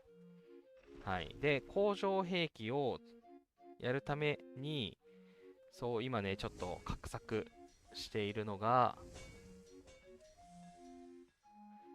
この工場兵器フラットバフ化計画ですね。これ。これだっけな。これだ。はい。工場兵器のね、攻撃力のフラットバフをやっていこうかなと思って、今509っていうのいいの引けましたね。そう、工場兵器って、パーセントバフって大体半減されちゃうじゃないですか。もうよほどこっちのパーセントが1800とか2000とか高くない限りは、絶対に減らされちゃうんですけど、フラットバフって、半減とか食らわないので、見た目弱いのに、やたら火力が高えっていうのをね、やりたくて、ちょっとこれをね、今目指そうかなって思ってます。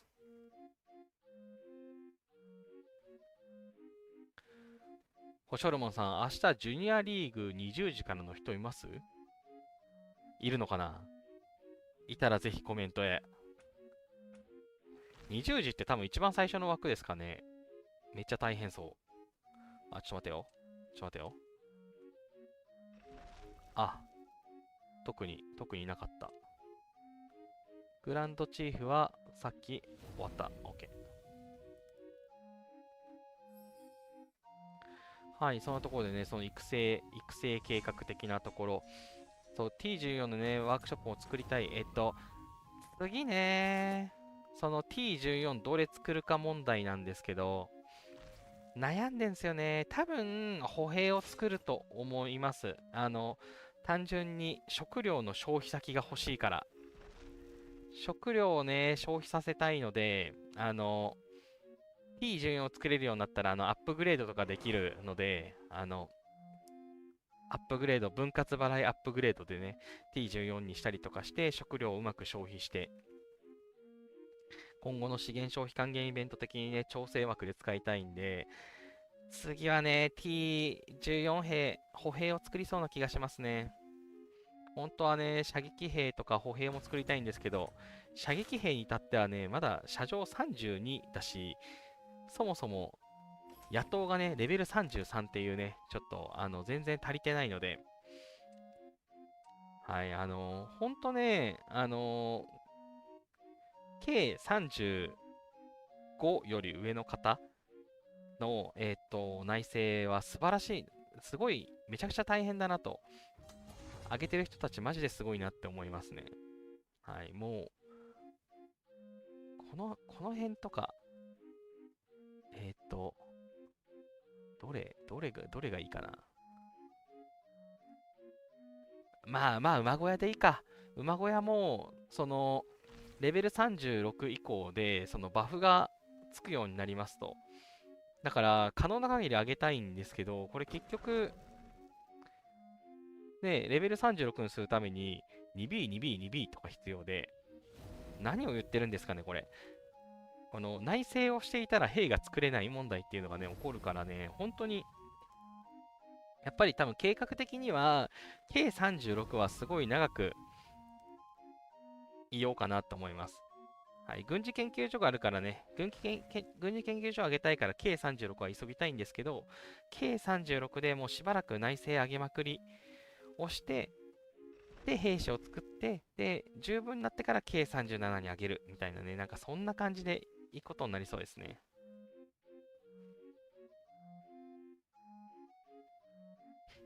ボーイスさん、私も明日8時から10時です。必死になって帰宅する予定です。頑張ってください。ド変態って名前がいたら僕ですので攻撃しないでくださいね。ド変態ひどい名前がおる。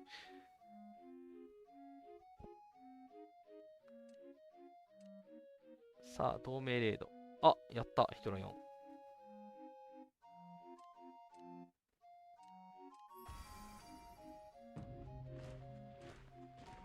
はい、なかなか育成がね、すごく大変で、いや、そう、大変だからこそ、今ね、宝蔵の巻のね、宝蔵の巻のこのモナリザを上げたくて上げたくて。モナリザをね、上げるとね、最終速度も上がる、追加採集量も上がる、生産力も上がるっていうことでね、いいことずくめ。なので、モナリザが上げたくて、で、おそらく1700ぐらいね、集まれば、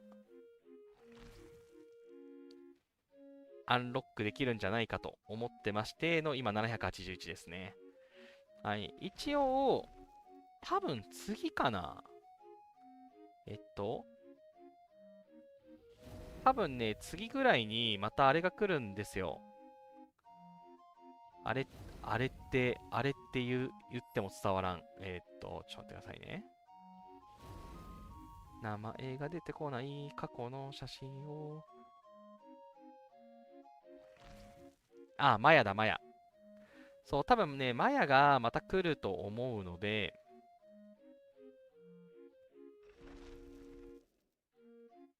はい、同盟総動員が来たでしょ。大体ね、間隔みたいなのが決まってるので、同盟総動員がこの前来ました。同盟総動員が来ました。マヤがあります。同盟総動員が来ます。で、その後お休みがあって、で、またマヤっていう感じなんで、今もお休みのターンなんですよ。だから多分次ね、マヤ来ると思うんですよね。はい。年末の、12月29日からまた長期イベントが始まると思うんですけど、スピードアップの還元のタイミング、このタイミングで多分マヤが来ると思うんですよね。なので、このマヤのタイミングの時で、たくさんね、宝蔵の巻の宝箱が手に入るので、それと、まあ、毎週のね、月火限定でたくさん集まるやつを減ると、まあ、来月か1.5ヶ月後ぐらいには、きっと、なんとか、で、アップグレードできるんじゃないかなってちょっと思ってます。はい、宝蔵の巻の宝箱を52個手に入るということでね、毎週頑張れば104、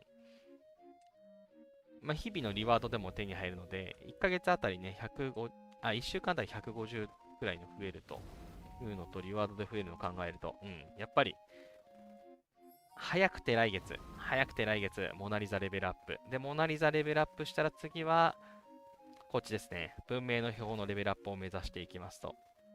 はい、こっちもね、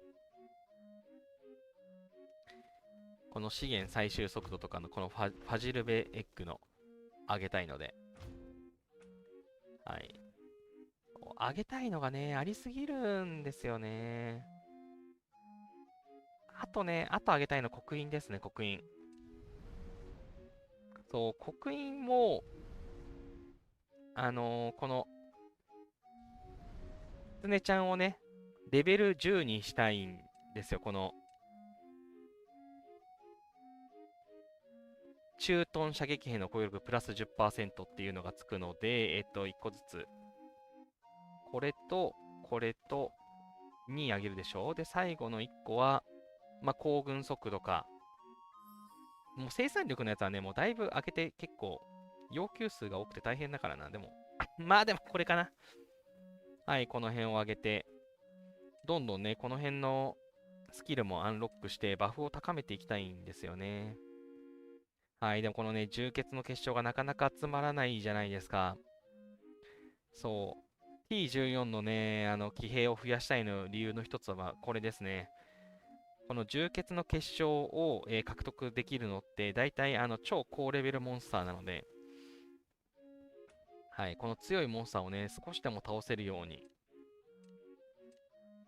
はい、なりたくて、夏。よいしょ。よいしょ。夏じゃねえや、冬だ。さて、ぐだぐだぐだぐだと話をしていたけれども、まあ、今後のね、プランみたいなところを話をしながらやっていきました。一応ね、まあ、K36 を、今回着工ができる予定です。ただ、軍事研究所をね、建てられるようになっても、大量に資源を要求されるようであれば、次の資源還元イベントまでは、歯ぎしりしながら待とうと思います。はい。で、あとはね、以前サーバー戦争で5位以内に、ポジティブで入ることができたので、王をね、いずれなる予定ではいるので、まあ、その時にね、すぐ上げれるようにね、文化遺産の賢者の石もね、ストックしております。6600賢者の石。これを下回らないようにやってますと。まあ、ただね、これも1B かかるんですよ。アップグレードに。ね、もうこれも無理です。資源消費還元イベント中でしかやれないです。はい。これを無駄遣いできるほど、余力はないので、はい。で、やってるとね、もう1ヶ月のうちの資源還元イベント中でしかね、育てられないからね、なかなかきつい。本当に。1ヶ月ごとの成長みたいになっちゃうからね、ほんとどうにか、もう少しいいサイクルを回せたらなと思うんですけれども、せめて生産力がね、上がれば、もう少し楽になると思うので、まあ、生産力とリワードと、あとは安定的なサーバー戦争ので、ポイントを稼げることだと思うんだよな。はい。そう、サーバー戦争でね、やっぱ活躍できるようになりたいので、引き続きね、バフを上げていこうというところでございます。はい。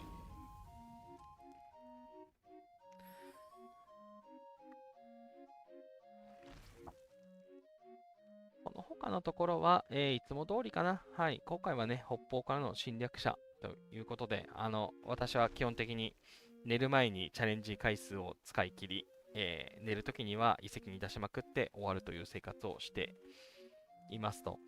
で、今個人スコア233ですね。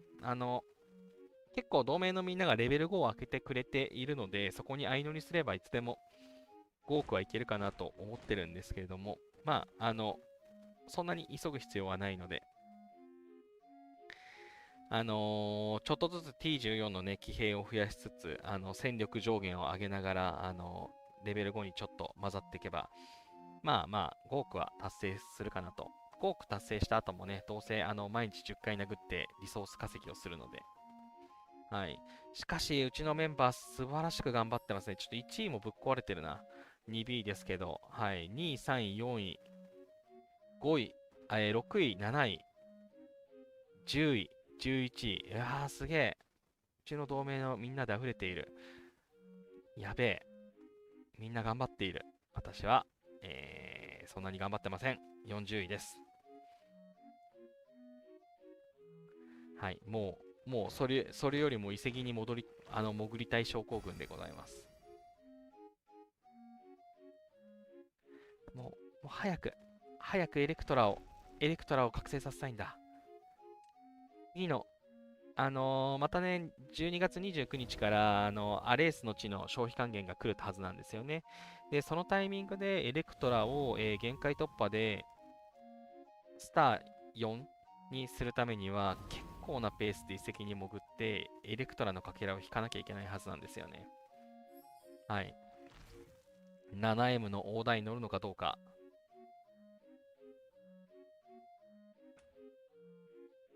そう、ちょっとね、私、文明装備がね、1個しかないからね、ここまでしかいかないんだよな。みんな、将軍ランキング見ると、みんな文明装備が揃っていて、なかなか、無課金で目指せる限界だよなっていう感じなんですけれども。まあ、ただね、あの、エレクトラのかけらは、努力で伸ばせるところだとは思うのでね、引き続きやっていこうかなっていう感じですかね。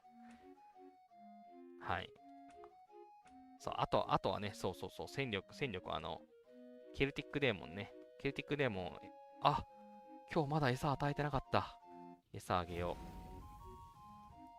う。そう、もう、アケメネス装備は、落ち着いたので、少しね、気軽にあげられるので。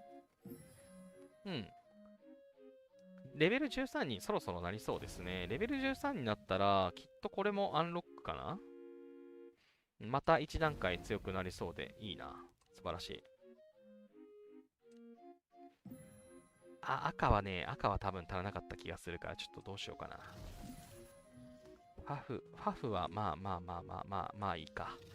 まあいいか。で、そろそろこのノルウェーリッチも、ノルウェーリッチだけ先に上げてたんだ。そうだ。これ上げて満足しちゃったんだ。ノルウェーリッチはね、やっとレベル5になりましたので、レベル6になるとね、このギリオの、この死の吹雪がアンロックされるので、まあ、ノルウェーリッチをね、上げても、私まだ歩兵を育ててないからね、育てる予定のスートさん、元老院に封印したからね。はい、そうだ、歩兵を探さなきゃいけないんだ。歩兵か。次、アウレリアヌスとかをシェルターなんかにつけないで、元老院に入れよう、後で。はい。そう、これね、この元老院にセットしたり、その担当官が必要であったり、制約だったりとかで、将軍枠がね、そろそろキツキツになってきちゃいましたね。あと、普通に、使えるやつ、バイキングの方だ。あれなんだ資源採集から帰ってきたから、なるほどね、なるほどね。えっと、でも1分半で帰ってくるから、そう、ちょっとね、なるべく、コストかかるやつはね、ナサニエルグリーンで出たくて、今、ナサニエルグリーン待ちをしてます。ナサニエルグリーン待ちをするっていうことはさ、そうじゃないやつはさ、出せるじゃん。でも出したいベヒモスいないじゃん。じゃあ、これに出しとくか。黒ひげ出しとこう、黒ひげ。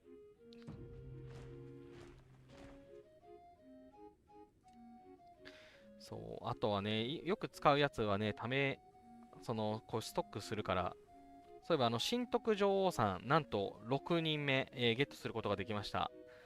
神徳さんのね、引きマジでいい。素晴らしい。はい、彼女も育てなきゃいけない。はい、とりあえずね、装備だけ充実させて、後で、レベル上げと強化をね、しようと思ってます。神徳さんね、6体揃ったのマジで嬉しいですね。はい。資源採集のイベントが来た時に、がっつり、狙いたいですね、上位を。資源採集イベントね、王の対決資源採集、多分最終成績一番いいの今んとこ3位かなので、でもさ、1位を狙うためにはやっぱね、モナリザとかのレベル、この、モナリザレベルとかをね、あるかどうかで全然変わってくるんで、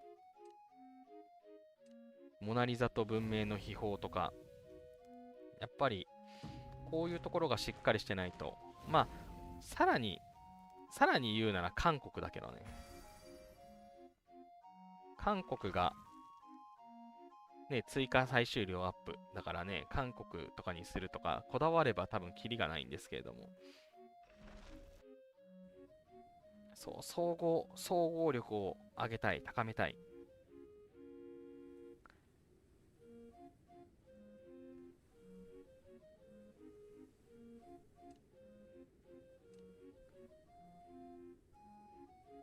さてさて。ちょっと待ってね。同盟走破栄光宝箱。いや、そう、この宝箱いいよな。蘇生の石、何張っても困らない。命の源をゲットできる。賢者の石入ってる。ルーンストーン箱入ってる。うん。透明層旗宝箱、毎回美味しいので、うん、頑張ろ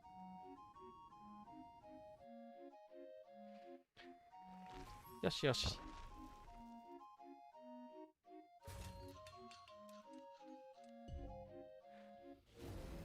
さあ、一通り話をしたかな。まあ、今回は、いつも通りのなんか特殊なイベントは特段ないかなという感じです。もう一番重要なのはゴンタくんです。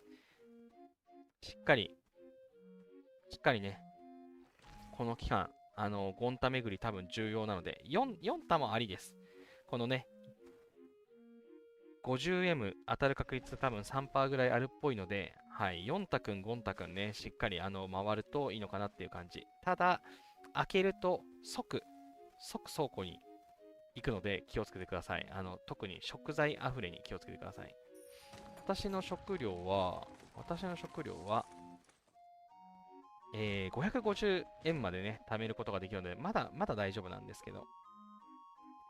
いや、まだ大丈夫っつっても2日後には溢れてそうだな。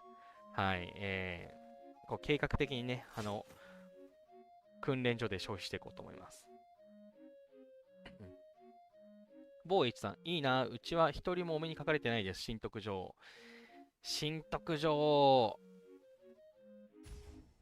新徳城は、はい、もうひたすらここを回してね、ゲットできたんですけど、そうですね、新徳城ないのは厳しいですね。もうこのゲーム的に、新徳女王とナサニエル・グリーンあたりはもう結構必須な、まあ、ナサニエルは私に1個しかゲットできてなかったんですけど、新徳女王、あとシャジャルか。シャジャルもマストですね。だからこういう、なんていうか、普段生活に常備しておきたいシリーズはね、マジで、重要度が、火力が高い将軍より、個人的には優先すべきだと思うので、なんとかね、酒場のレベルを上げて、神徳を、更新しまくってね、神徳をね、引いてもらえたらなと思うんですけども、もう運ですからね、私も全然引けてないんで、あ、ちょっと、試す。もう配信中に、これね、私最近よくある、前までは、10回とか20回回しっていうね、回数でやってたんですけど、ガチャあるあるですね。ガチャに引けないっていう単語は存在しないんですよ。引きたいものを引くまでやる。それがガチャですということで、最近やってるのは、エピック歴史の将軍が出るまで、ひたすら、更新するゲームっていうのをいつもやってます。はい、だからこれね、アレクサンダル・ネフスキーで止まってるんですけど、はい、毎回、リセットされるじゃないですか。1時とか5時とか9時とかにリセットされたら、そこで見て、出てなかったら、金色の将軍がね、出るまでね、回すっていうのをね、やってます。ということで、今日もやっていこう。ネフスキー、もうアレクサンドルはもういらない。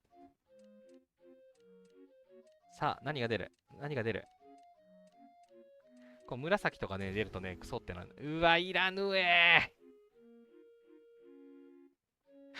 はい、リチャード・シシシン王さんがいらっしゃいました。首都の防衛官を務めている場合、病院の最大収容量が30%アップということで、彼は、過去に取ったことがあるはず。展示室にいるんだっけ？いるね。はい、持ってます。持ってるけど、あ、彼、あれだね、かけら持ってない気がする。悔しいけど買うな、多分。捨てたもん。多分ね、多分捨てた。持ってるかな？持ってるかな？いないよね。病院の最大値上げるって、いつ使うんですかって、捨てた気がするんだよな。もう、そんなことより防衛しましょうってなって捨てた気がするし、多分、その当時は、かけらにする、もうなんか二度と使うことはねえっつって捨てた気がするので、多分かけらない気がする。これさ、みんな顔似てるから大変ですよね。エドワードは違う。アレクサンドルかけらもあるよ。あ、これね、今日買って、チンギス・ハン絶対使わないけどかけらにしました。はい、全部制約のためです。はい、制約のせいでこういうことをさせられています。これでね、制約の対象になんなかったらね、クソーってなるんだろうな。いないね。シシなんちゃらさんいないです。シシなんちゃらさんはいないので、はい、リチャード・シシシンオさん、はい。これ、あれですね。なんか、エボニー問題で出てきた気がしますね。何かをやった方だったと思います。採用。からの、からの、はい、もういらないです。絶対いらないです。除隊。もうしょうがない。もうかけらね。はい、もう最近は、ずっとね、この遊びをね、しています。ジェムが吹っ飛びますが、この遊びをしていて、え今、本当にずっと待ち望んでるのは彼女です。はい。もう本当に、過去のね、配信で顔が大きいなんて言ってすいませんでした。出てきてください。お願いします。はい。もう呪われてますよ。この方出ない呪いにかかってるんですよ、今。そう、生体号さえ引ければ、生体号さえ引ければ、勝利の女神をアンロックできるんだ。頼むよ。絶対君主、生体号だけなんだ。はい、はい。もうね、生体号、本当に、今ね、もうこれが欲しい。彼女が欲しいがためだけに、今ひたすら、これをね、回してます。はい。まあ、ついでにワークショップの担当官とかも出たら嬉しいなと思ってるんですけど、はい。はい。そんな日々です。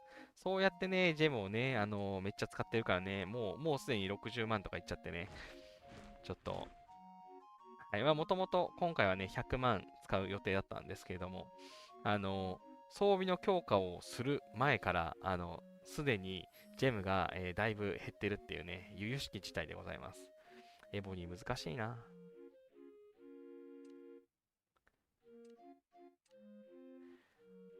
よいしょ。わーい。ヒドラわーい。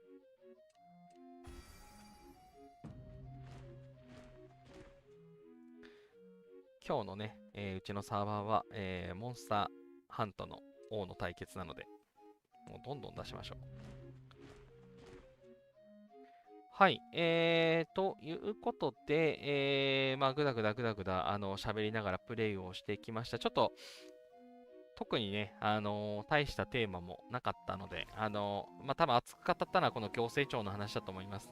この代表言論ね、はい、このサーバー戦争の、個人ポイント、はい、これが条件されたということは、えー、アレスの障害になるんじゃないかっていうところが非常に、恐ろしいと思っています。他のサーバー、ちょっとどうなるかわからないですが、まだアレスのね、翼取得がまだの方はぜひ、頑張っていただけたらと思います。なかなか、たくさんポイントを稼げないとダメな世界がそろそろ待ってるのかというね、のをね、感じさせるやつでした。はい。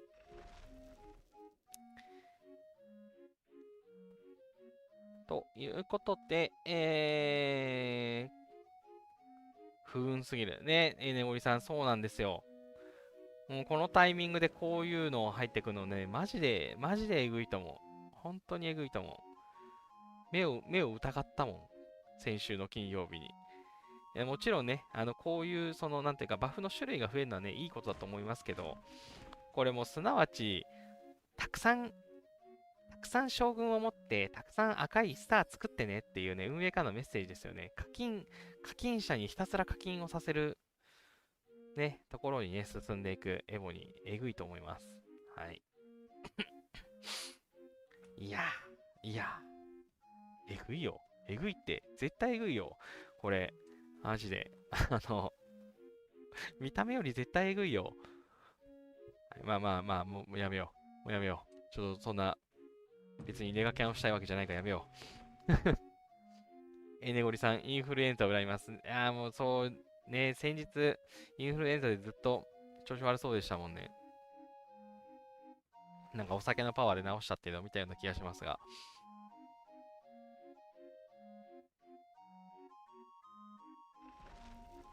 はい。まあまあまあ。とりあえずね、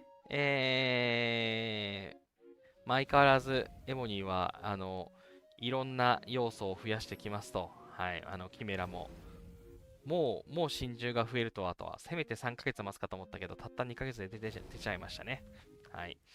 キメラが増えました。元老院も増えましたということで、いろんなのが増えていますが、まあ、無課金のね、私はやれる範囲で淡々とやっていくだけですので、まあね、城のレベルが計36になって、軍事研究所が建てられるようになるとね、またいろいろ変わってくるはずなので、まだね、軍事研究所の話はね、軍事研究所どころか来週計36にはまだなってないので、多分着工して終わりなので、はい、また来週はね、多分サーバー戦争の振り返りみたいなのがね、できたらいいかなって思っています。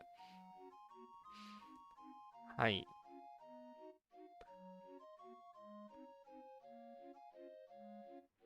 そうだな。うん、そうだな。うん。で、今週の土曜は、エボに配信の予定はありません。先週はね、新しいイベントが始まるタイミングとか、月曜日配信で空いちゃうしなということで、土曜日配信したんですけど、まあ、今週はないけど、まあ、来週はもしかしたら、みたいな感じでね、たまに土曜日配信やれたら、まあ、サーバー戦争中にね、やりづらいので、サーバー戦争のね、ライブ配信はね、さすがに、ちょっと、微妙かなって思ったりとかするんで、やるとしたらね、メンバーシップとかできるようになったら、メンバーシップで配信するのは面白いかもしれないんですけれども、はい。サーバー戦争じゃない週のね、土曜日とかね、もしやれたらいいかなっていうのをちょっとね、思ったりしています。はい。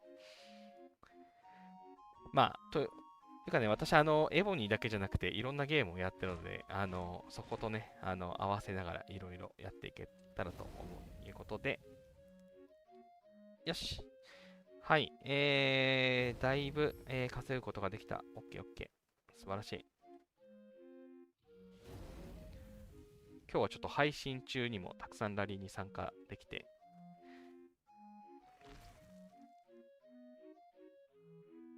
よかったかな。よし。いつもね、喋るのに夢中になって、すごいラリーを逃すんですけど、今日は結構参加できた。わーい。そう、ラリーにね、もう本当に今ちょっと、もうすぐに K36 に上げられるように、少しでもリワードが欲しくてね、もうがめつくやってます。よし。喋ってないことないな。だいたい喋ったな。だいたい喋った気がする。だいたい喋った気がする。はい。だいたい、だいたい喋った。OK。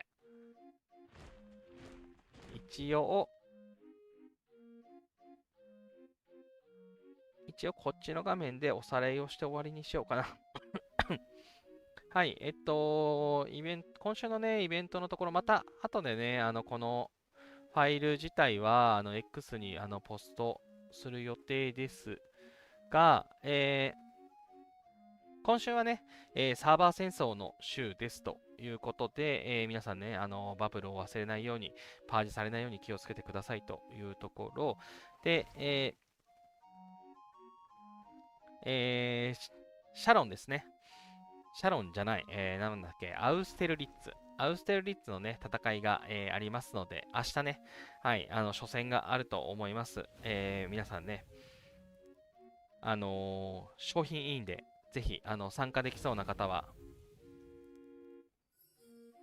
日付。ヒカさん、さすが、ヒカさん、めっちゃ気づくの素晴らしい。ありがとうございます。はい、直します。直します。日付が1日ずれてる。なんか、ちょっとよくわからないですね。12月、10、12月19どころじゃなくて11月っていうね。日付がひどい。日付直します。はい、日付を直してポストします。12月、19から25です。いやー、ありがとうございます。これ今ね、ヒカさん気づいてくれなかったら、このままね、ポスト投稿してた気がします。ありがとうございます。直します。兄さんコメント、初コメありがとうございます。遅くなりましたが、アリスの翼おめでとうございます。なんとかライブでお伝えしたくて、ありがとうございます。はい、アリスの翼、なんとかゲットすることができました。そう、もうやっぱね、ドラゴンを増やせるのが嬉しくて嬉しくて。はい、続いて、テーベを目指して頑張っていきます。無課金でも、無課金でも頑張れるんだぜっていうね、ところをね、この配信ではお見せできたらなと思ってますんで、はい。無課金でもできるから課金したらもっといけるぜっていうね、ところがね、重要なところなので、はい。皆さん、ぜひ頑張っていきましょう。アニさん、ありがとうございます、コメント。そして、ヒカさん、はい、日付ありがとうございます。直します。もう全く気づいてなかった。マジで全く気づいてなかった。はい。ちょっとね、日付はね、もう気にしないでください。左から火曜日です。はい。今週ね、はい、アウステルリッツの戦いが、あります。水曜日ね、ありますんで、皆さん、忘れずに参加しましょう。一番いいのは、ジュエリーボックスがゲットできます。はい。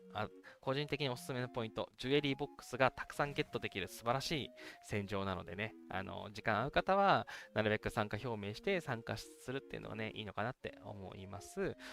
で、装備のね、スーパー強化が、木曜までになってますということで、木曜まで、正確には水曜日までで、木曜日がリワード受け取り期間かなになるので、この機会にね、ジェムの消費還元中でもあるので、忘れずに、強化をね、していただけるといいのかなというところ。あとは、みんな大好きユミルですね。木曜日、金曜日でユミルが来ます。で、多分先週と同様ね、安全資源箱バージョンにもうなってると思います。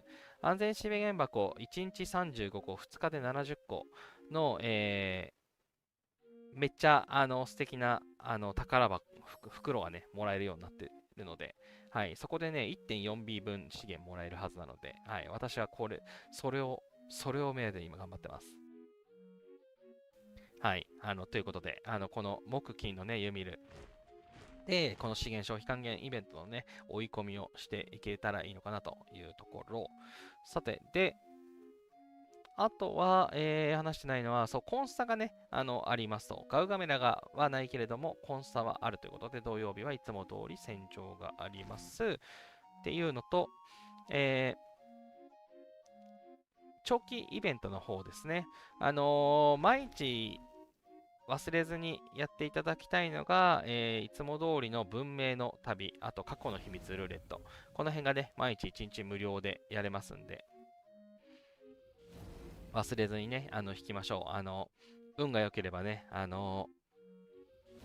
つ森が当たると思いますんで、忘れずにやっていきましょうというところ。あとはね、同盟総動員のイベントもやってます。同盟総動員ね、50まで行った後の延長戦のリワードが美味しいので、ぜひね、50までクリアして、その後のボーナスタイムをね、頑張っていただくといいのかなというところ、あと真珠スケール。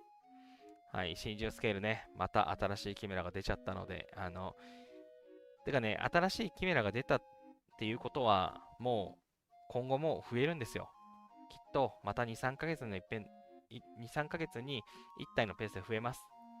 ということで、真珠スケールね、この機会にしっかり貯めておきましょう。新しいのが出たら即交換。それがね、できるように、やっていくのがいいのかなって思っています。ということで、私もしっかり貯めていこうかなって感じ。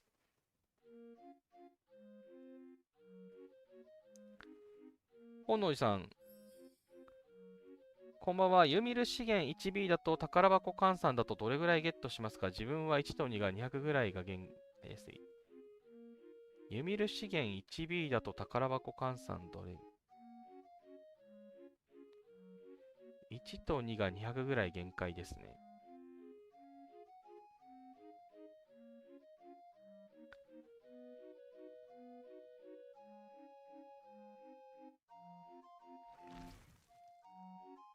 むむむむむむ ?1 と2がって、なんだろう。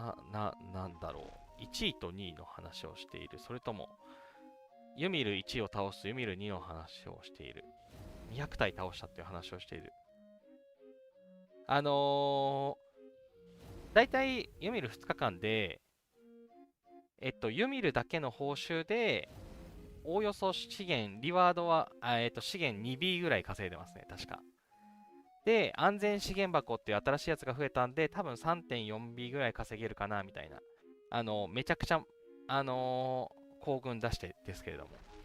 はい。なので、3.4B ぐらいそこで増やしたるぜっていう気持ちでやっていきます、多分。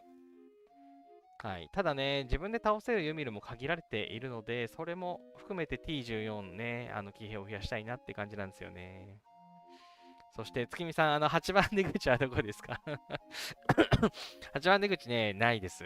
出口ゼロです。あ、アニさん、8番出口面白かった。ありがとうございます。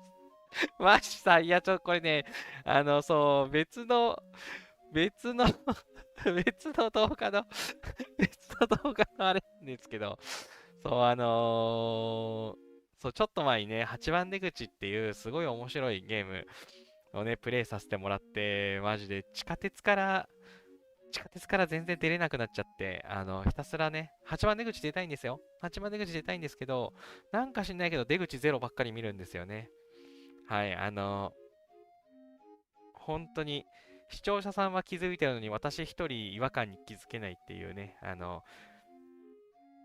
ルールを読まずに、暴走する、私の姿が見えますということで、8番出口ね、普通に面白いと思うので、よかったらご覧いただけると嬉しいです。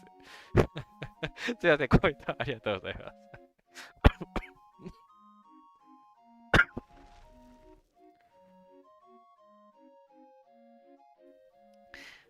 さてさて、どこまで話した全部話したわ。で、いつも通りの、軍隊の招集と、月曜日から始まったね、王の花道。はい、これはもういつも通りですっていうので、はい、皆さんできる範囲で最大のリワードをゲットしましょうっていうのと、北方のね、蛮族も。はい。北方の蛮族はね、ある程度攻略ができるようになったら、リソース回収の機会なので、ね、毎日10回リソースをね、回収していただくといいのかなっていう感じ。なんか一番最後のチャンスは、同時に並行で出すと、たくさん稼げるっていう話もあるので、はい、10回に限らずもうちょい稼げそうですが、はい。いい感じにね、リワードゲットの機会として、北方の蛮族を利用できるとね、いいのかなっていう感じですね。はい。で、最後、一番大事なのは、資源の消費還元ということで、はい、食料、木材、石材、鉱石。はい。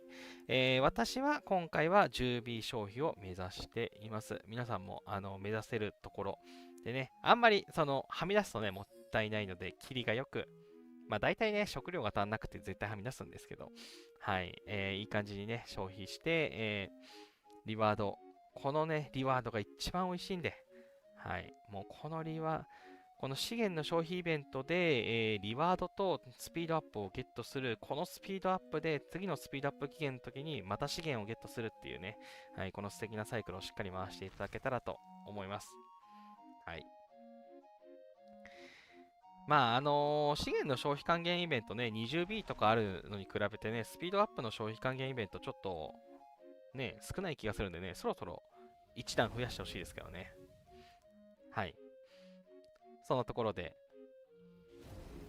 はい、今回のね、資源消費還元イベントで、しっかりね、建設や兵を育てて、育成をね、していっていけたらなというところです。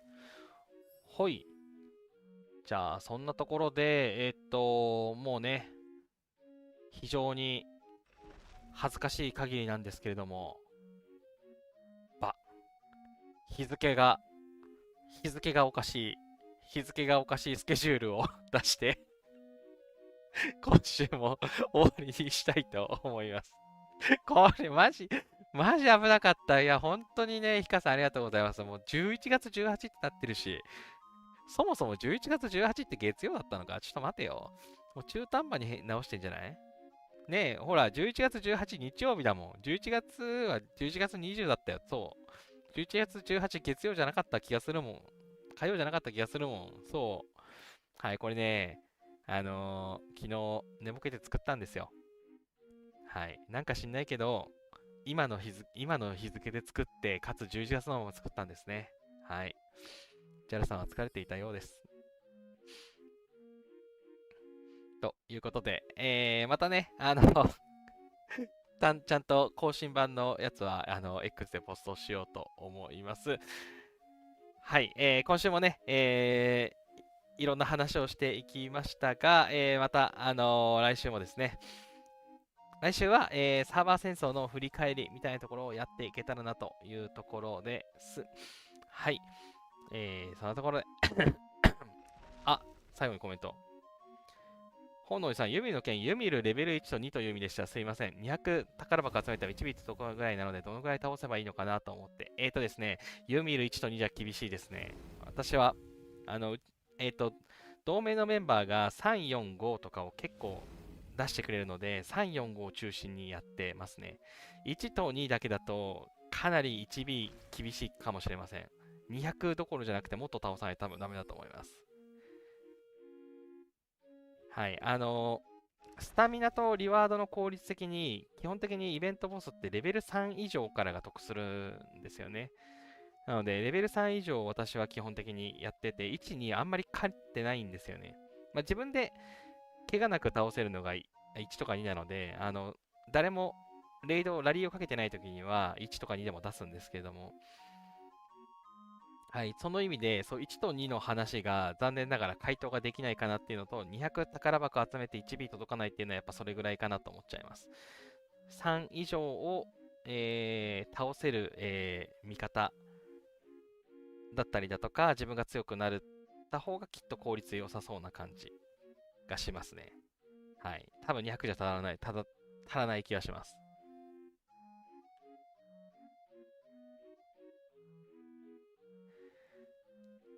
はい。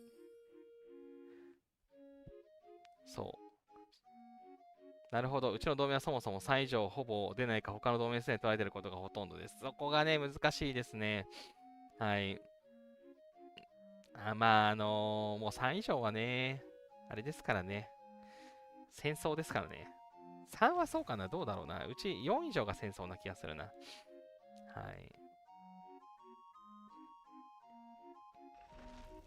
そこは難しい問題ですが、もう頑張って索敵して取っていくしかないですね。